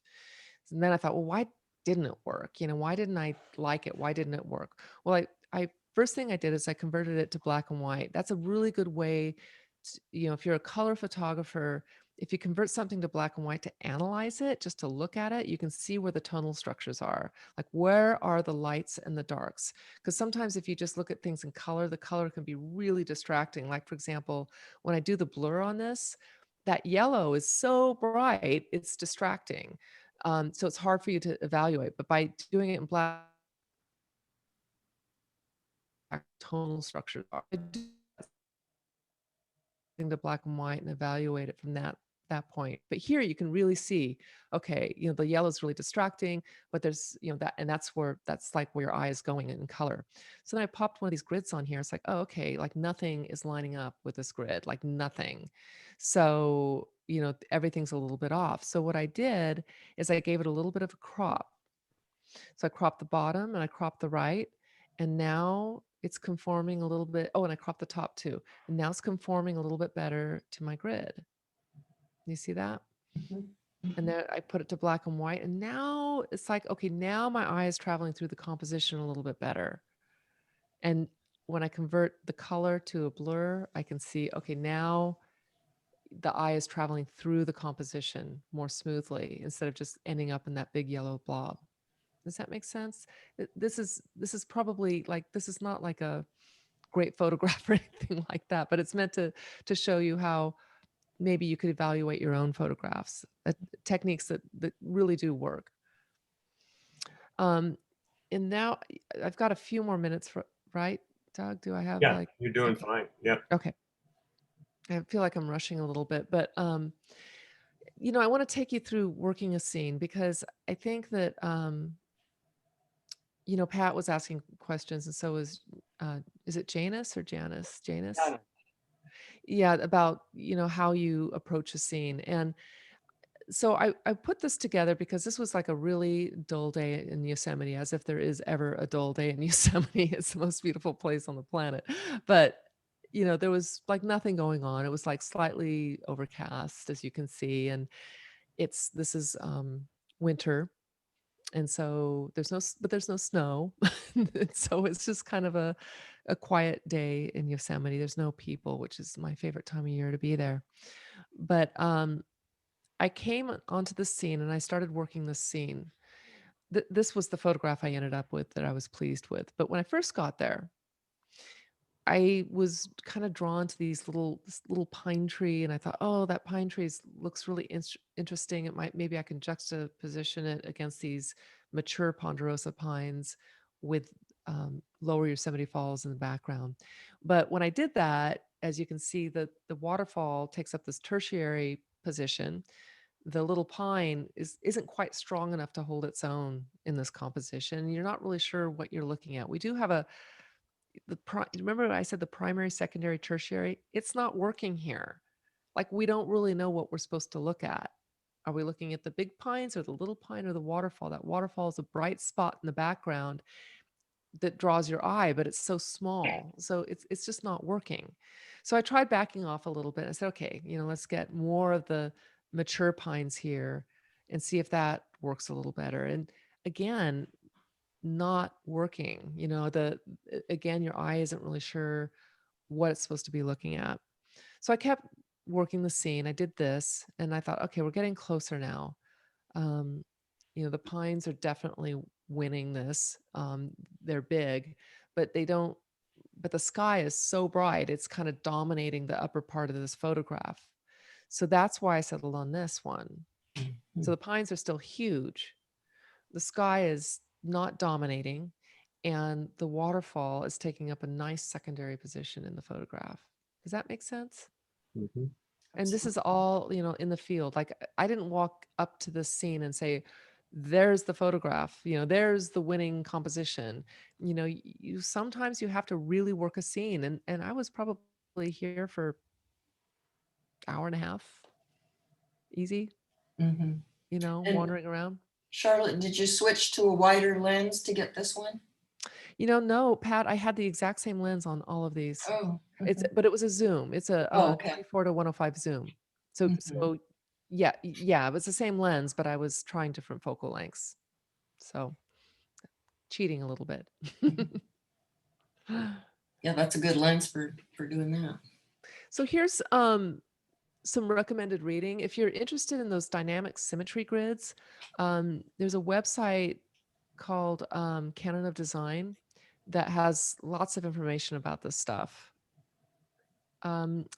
There's another book that is a really easy read called Picture This, How Pictures Work. And it's written by a woman who wrote children's books, illustrated children's books. And she really dissected the way that how shapes and, know how I was talking about importance, like how certain things like colors come forward, if they're warm and cool colors go back, or how big something is in the frame, or if it's close to the edge, it draws your eye there. She dissects all of this in a really easy to digest way, and highly recommended. And then I recently came out with a book. It came out in print. I sold out in 2 weeks. I'm really sorry. Mike got a copy. But it's like I totally underestimated like how much demand there was going to be for the print version of this book. It is available as a PDF, and I will have print versions available again probably this fall. I'll have another print version, but I talk about a lot about intimate landscapes, and some of the stuff that I went over, I go into more depth in my book. So hopefully that's useful. So how was that, you guys? Did you find anything useful in this talk? Very, yes. Oh, absolutely. Thank you. Very, very interesting, Charlotte. I wanted to ask you a question about your use of color in support of your compositions, because I really like the what seems to me is almost a restraint in the use of color in your images, which I really like. You don't oversaturate things typically. It seems like you're using color very much in support of your composition, and wanted you to comment on that a little bit.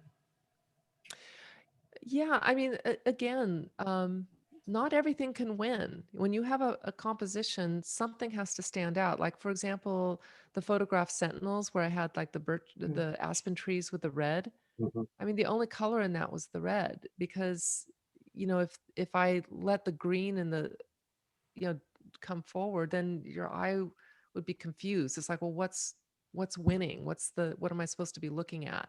So if you have too many colors, your eye you don't know what you're supposed to be looking at. So I do a lot of tricks where I will desaturate colors that aren't important. I won't desaturate them all the way, but I'll just tone them down so that they're not taking quite so much attention.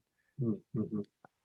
Well, I want to thank you very much for that presentation. I especially like the fact that you're emphasizing composition, because I read a book about analyzing photographs, and it was like a 350-page book, and the author allocated one paragraph to composition. And I was quite disturbed about that, because I think a lot of photographers think that, well, they aren't going to follow rules because rules are for other people, and I'm an artist and I'm going to go my own way. But I think you demonstrated how important the guidelines for composition are, and thank you for that. Oh, you're welcome, Don. Thank you. Yeah. That, they say, oh, you have to know the rules to be able to break the rules. And I suppose that's true, but, you know, you don't, composition is composition, and we respond to it. People will respond to things that work compositionally. It doesn't mean you have to be trite. It doesn't mean you have to do things that are, um, predictable. But as long as like, what is the underlying structure and why you're doing what you're doing, I think that you can make stronger photographs. Charlotte, quick question. I've done all sorts of different kinds of photography. I started out doing a lot of landscape, and because I was new at it, I just started taking pictures about 10 years ago, say, and sort of well into the digital age. But I started taking pictures of the natural thing, which is the big sweeping landscapes. And, it appealed to me then, and I got kind of tired of that. I was taking, all these iconic favorites, going to a location. And then eventually I tried to do more of focusing in on more intimate scale but I'm just perpetually disappointed. I can't get that, that real feel that I see in all of your photographs that I so admire. Do you have any sort of tips about going to a location and sort of, helping me, focus my eyes on what might be, you know, a meaningful, intimate landscape. You know, Pat, I would say just f- follow what interests you, because if Mhm. something interests you, you're going to represent it in a way that's interesting. So pay attention to what is captivating you. Like, what do you like? When you go into a scene, take kind of a visual inventory. It's like, okay, what is happening today? Like when I go to Yosemite Valley, for example, and it changes like year round all the time, there's stuff going on. I'll go, okay, what's going on today? It's like, well, today it's overcast. Oh, it's overcast. Okay, we're dealing with soft light. What else? Well, it's we've got a little bit of fall color starting to show. Oh, fall color, great. Okay, so that's maybe something we need to pay attention to. Or say it's spring. Oh my gosh, the waterfalls are gushing. This is all about water today. It's all about water. So when you go to a scene, it's like try to take a visual inventory. It's like, what is going on? Like, what is the most important thing that's happening in the scene right now? And then try to represent that as many different ways as you can of whatever that is. So where do you live up in Portland, Pat? I'm in Portland, yes.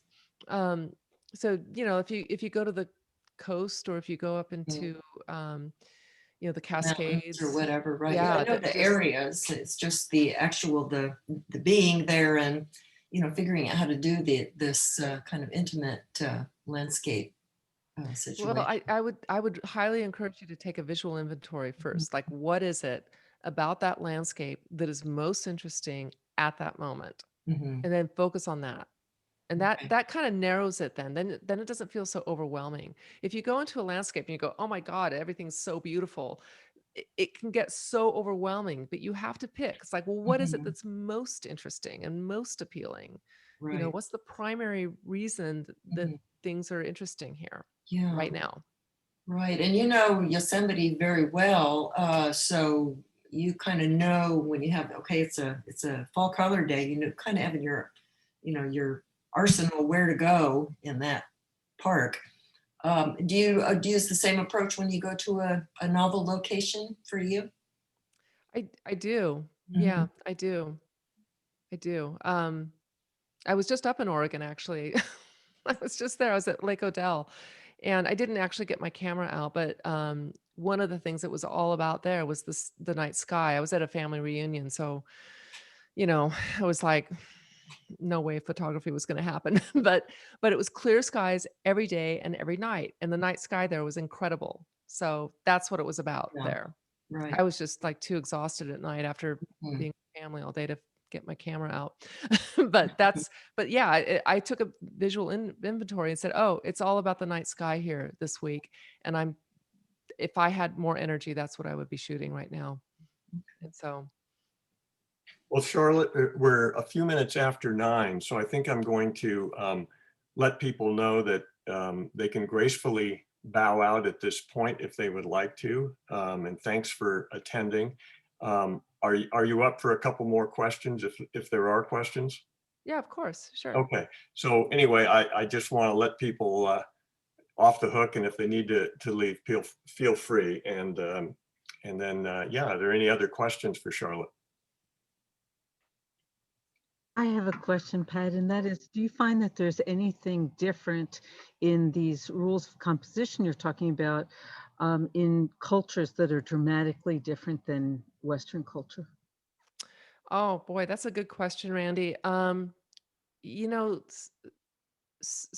well, I don't have a lot of experience with different cultures in terms of design, except that in color in particular, it can mean very different things, and symbology can mean very different things. And I talk about those two things in you know in different talks that I've given. Um, for example, you know, red for us is a color of blood and fire, and it can be very exciting. But in Eastern cultures, it means something completely different. You know, it has a completely different meaning than it does for us. Um, white is a sign of, you know, purity and beauty here, and other cultures, it's a sign of death. You know, so you know, we have, Christian, symbols like crosses that mean much different things in other cultures. Um, but yeah, that's a really I was wondering, why did you ask that question? That's such a good question. Do you photograph with in different cultures? I have done some, but I was also thinking about, how we read things. So, for example, Mm. we read from left to right in Hebrew, you read from right to left. And I don't remember if in traditional Chinese or Japanese, it used to be up and down. Hmm. So that was just one of the things that sparked my thinking on that question. Yeah, that's a really great question because um, in Western cultures, our eye will travel through a page or a composition. We'll start in the upper right corner, and we'll do a backwards Z, and that's how the eye travels. So, like if you're looking at a newspaper, for example, that's if you were designing a newspaper, that's where you would put your most important elements. Is like up in the upper right, with the eye traveling that way. So but I haven't designed for other cultures, but I know that here that's how our eyes work. And I think that that's absolutely right, Randy, that depending on how you read, it has a lot to do with that for sure. Good question. Anything else, you guys? I was a little bit confused about like all those grids that you had. You had like when you showed the simple lines, it was very obvious, like where the lines were going. But then you introduced these grids and each one seemed to be slightly different, and they kind of confused me. And I thought, oh, what is she? What are we trying to do with complicating like the situation with like these complicated grids when your lines were simple and obvious? So so the lines were based on the grids. The lines were extracted from the grids. Yeah, but see, If I'm understanding this correctly. the grids to me seem much more complicated. Like Mhm. there was a lot of lines in the grids that frankly didn't see in the composition. And Well, they were there, and they were overlaid so that that's why I showed like the grid and then I showed the lines, because the lines were extracted from the grid. Exactly. They and I saw that. That was very, very, very clear. But then you introduced a lot of like diagonals, and there was crosses and squares and rectangles that frankly I'm not sure that I saw those in the grid, and it kind of complicated my vision of looking at the image. well, hmm. Well, I mean, there's looking at the image and there's evaluating the image from a compositional standpoint. And the grids are the underlying structure. So what I was trying to do is show you like underlying structure that's beneath a composition. So the dynamic symmetry grids, yeah, there's a lot of lines on those. Um, and there's a lot of places on the grid where if you can line up, your elements, you'll start to see patterns in them. And so the grids help define what the underlying pattern is, if that makes sense. It does make sense, but I'm still confused in that, like when I do compositions and things, it's like I try to look for, like, okay, how is my eye going through this image? Where are the light spots? Where is my eye being attracted? Oh, I need to, like, even looking in the viewfinder or on the screen, I'm definitely going to need to tone that down. But like the grids, holy cow! It's like I look at those and I thought, man, I got to go have a glass of wine or something to chill a little bit here. Well, the grids that I was showing were fairly complicated. You can get like the rule of thirds is the most simple grid in the world. And I started with that because Oops. right? Like a very simple grid. It's still a grid and it's still an underlying structure and it's super simple and everybody can kind of get that. It's like, okay, rule of thirds, you know, tic-tac-toe, put something on one of these connecting points. But what I'm saying is there's lots of other grids that are really interesting to use and they exist in, you know, all the wonderful works of art that we see and admire. And you can use that knowledge to your own photographs because it's not to say that every photograph has to have an underlying grid. I mean, like you said, you can make a photograph and say, okay, I'm paying attention to where the eye is moving. But if there is an underlying grid and you pay attention to it, the subconscious of your viewer and you are going to pick up on that grid, on where those repeating lines are, because it's very mathematical. It's very has the grid itself has a structure to it that your eye will appreciate and your mind will rest on, if that makes sense. Just like the rule of thirds is like, the rule of thirds works for a reason because it's a grid. These dynamic symmetry grids work for the same reason, but they're way more complicated. And it does take a little practice to use them. I should have brought my camera here. I could show you how, like I put it on the back of my camera so you can, Yeah, oh yeah. you know, you can use it. I also wonder, Charlotte, if part of the usefulness of those grids is to analyze images that you've already made.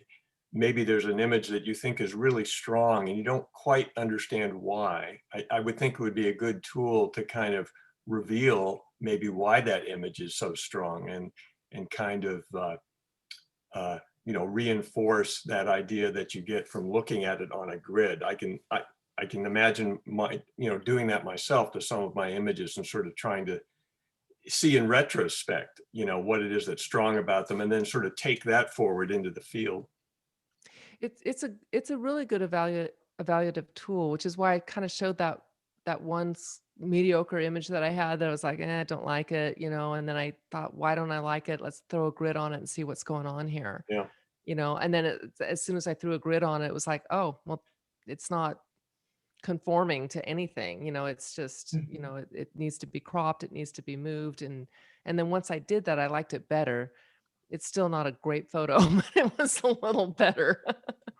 But yeah, no, it's a good tool to try that with. Yeah. Charlotte? Yeah. So like Janice, I was confused too with the more intricate grids.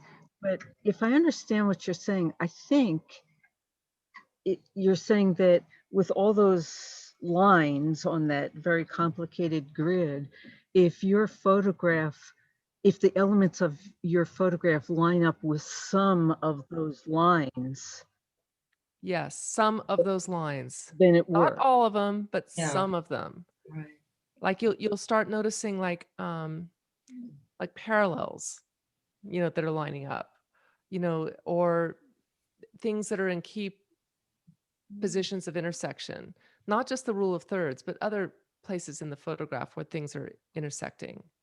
And that the places where the key elements of your photograph line up with some of those grids, they don't necessarily have to make a coherent pattern. Right? No, they don't necessarily have to go in pattern, but they, you know, there's enough to that grid that you could get if you pay attention to it and you just line things up a little bit more. Like if you have to move the camera up just a tad to get things lined up a little bit better, your composition will be stronger and you'll see it when you go back, like take one without it and then take one with it and go back and look at the compositions without the grid, just look at it. You will notice that the composition is stronger. It's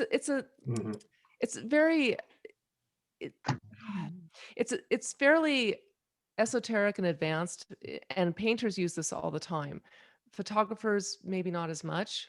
Annie Leibovitz uses this in her work. So if you really want to evaluate a modern photographer, look at Annie Leibovitz's work because she uses these grids. Yeah, I would imagine part of it is, as you mentioned, photographers tend to be well acquainted with the, you know, is that the rule of thirds with the cross hatches, the two horizontal, two vertical lines. And I'm maybe just a little bit less familiar with, say, the Fibonacci spiral. And I know, I mean, obviously that the rule of thirds is so easy and simple, you know, that a novice photographer will get it right away. But I found it a little more challenging to comprehend the, what's another name for it? The golden spiral, you know, to see how that kind of works. I mean, I can't just use the naked eye and say, oh, I see a nice golden spiral right there. It takes a little more practice to actually, get your brain around what's happening. So imagine this would be the next step to graduate to a more complicated grid format. And then you would have to practice and train your eye to work with it. But I sure see the concept, how helpful it is. That's exactly right, Pat. It really does take practice, and maybe I should have taught you a little bit more baby steps. Like I went from rule of thirds to dynamic symmetry grids, which is like a big leap. It's a big leap, but the idea is that like all design, architecture, graphic design, newspapers, everything that you look at has some sort of underlying grid. That's why it works. That's why we respond to it emotionally, is one of the reasons. We respond to things for lots of reasons, but that structure makes things feel better, like they're holding together, so that we don't have to work so hard to try to what am I looking at? It's like, oh, I recognize this structure. This feels comfortable. Like I know where things are, and my eye is moving through the composition, how it's supposed to. Right. So it's a way of it's a design element. Like as a graphic designer, that's all we did. Like we never started anything without an underlying grid, period. Like everything has an underlying grid. Graphic design is a perfect prelude to photography, it sounds like. Well, it kind of all made sense for me. Like, like these concepts are interwoven to me in my head. And so I don't have to really think about the underlying grids because I see them already in my head. I know where they are. So it does take practice. So the rule of thirds is a great way to start. It's like, okay, and then maybe go to something a little more complicated. Maybe not straight to the dynamic symmetry grids. Maybe something like a little bit more complicated. But the idea is that you have a grid that is based on accepted norms in art, where we understand how the eye travels through, and that you use those to direct the eye under your compositions. But the thing is that the dynamic symmetry grids that I went over, that was just like one part of like all the stuff that I was talking about. The grids are important, but it doesn't mean that you can't make fantastic photos without an underlying grid. You don't have to have an underlying grid on every single thing. It's just that things that have structure are going to feel a little bit more together. Like where you place your elements within the composition are going to feel a little bit better if there is some structure to it. Right. And where can we Charlotte, get a copy of this dynamic symmetry grid? You said you had it like you had you said you had a copy of this grid on the back of your viewfinder. Is there a place we can find it? If you just Google dynamic symmetry grids, they're all over, and then you just print them out on acetate, and and that's what I did. Just printed it out on acetate and to the right proportion of the back of my camera. So that's all I did, and I did it for fun, just to I thought the term like eat your own dog food. Have you heard that? Like if I'm teaching this stuff, I better try it out and make sure like it makes sense.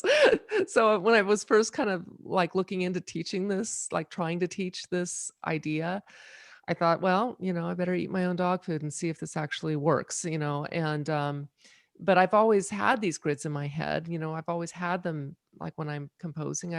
I studied art history. I know how these grids are used. So it was kind of funny to just stick it on the back of the camera and like it's a little distracting in some ways, but on the other hand, know, like, okay, Oh, are things within the four edges of my frame? What's lining up with what? How are these objects relating to one another? Do they relate to one another? mhm, You know? right.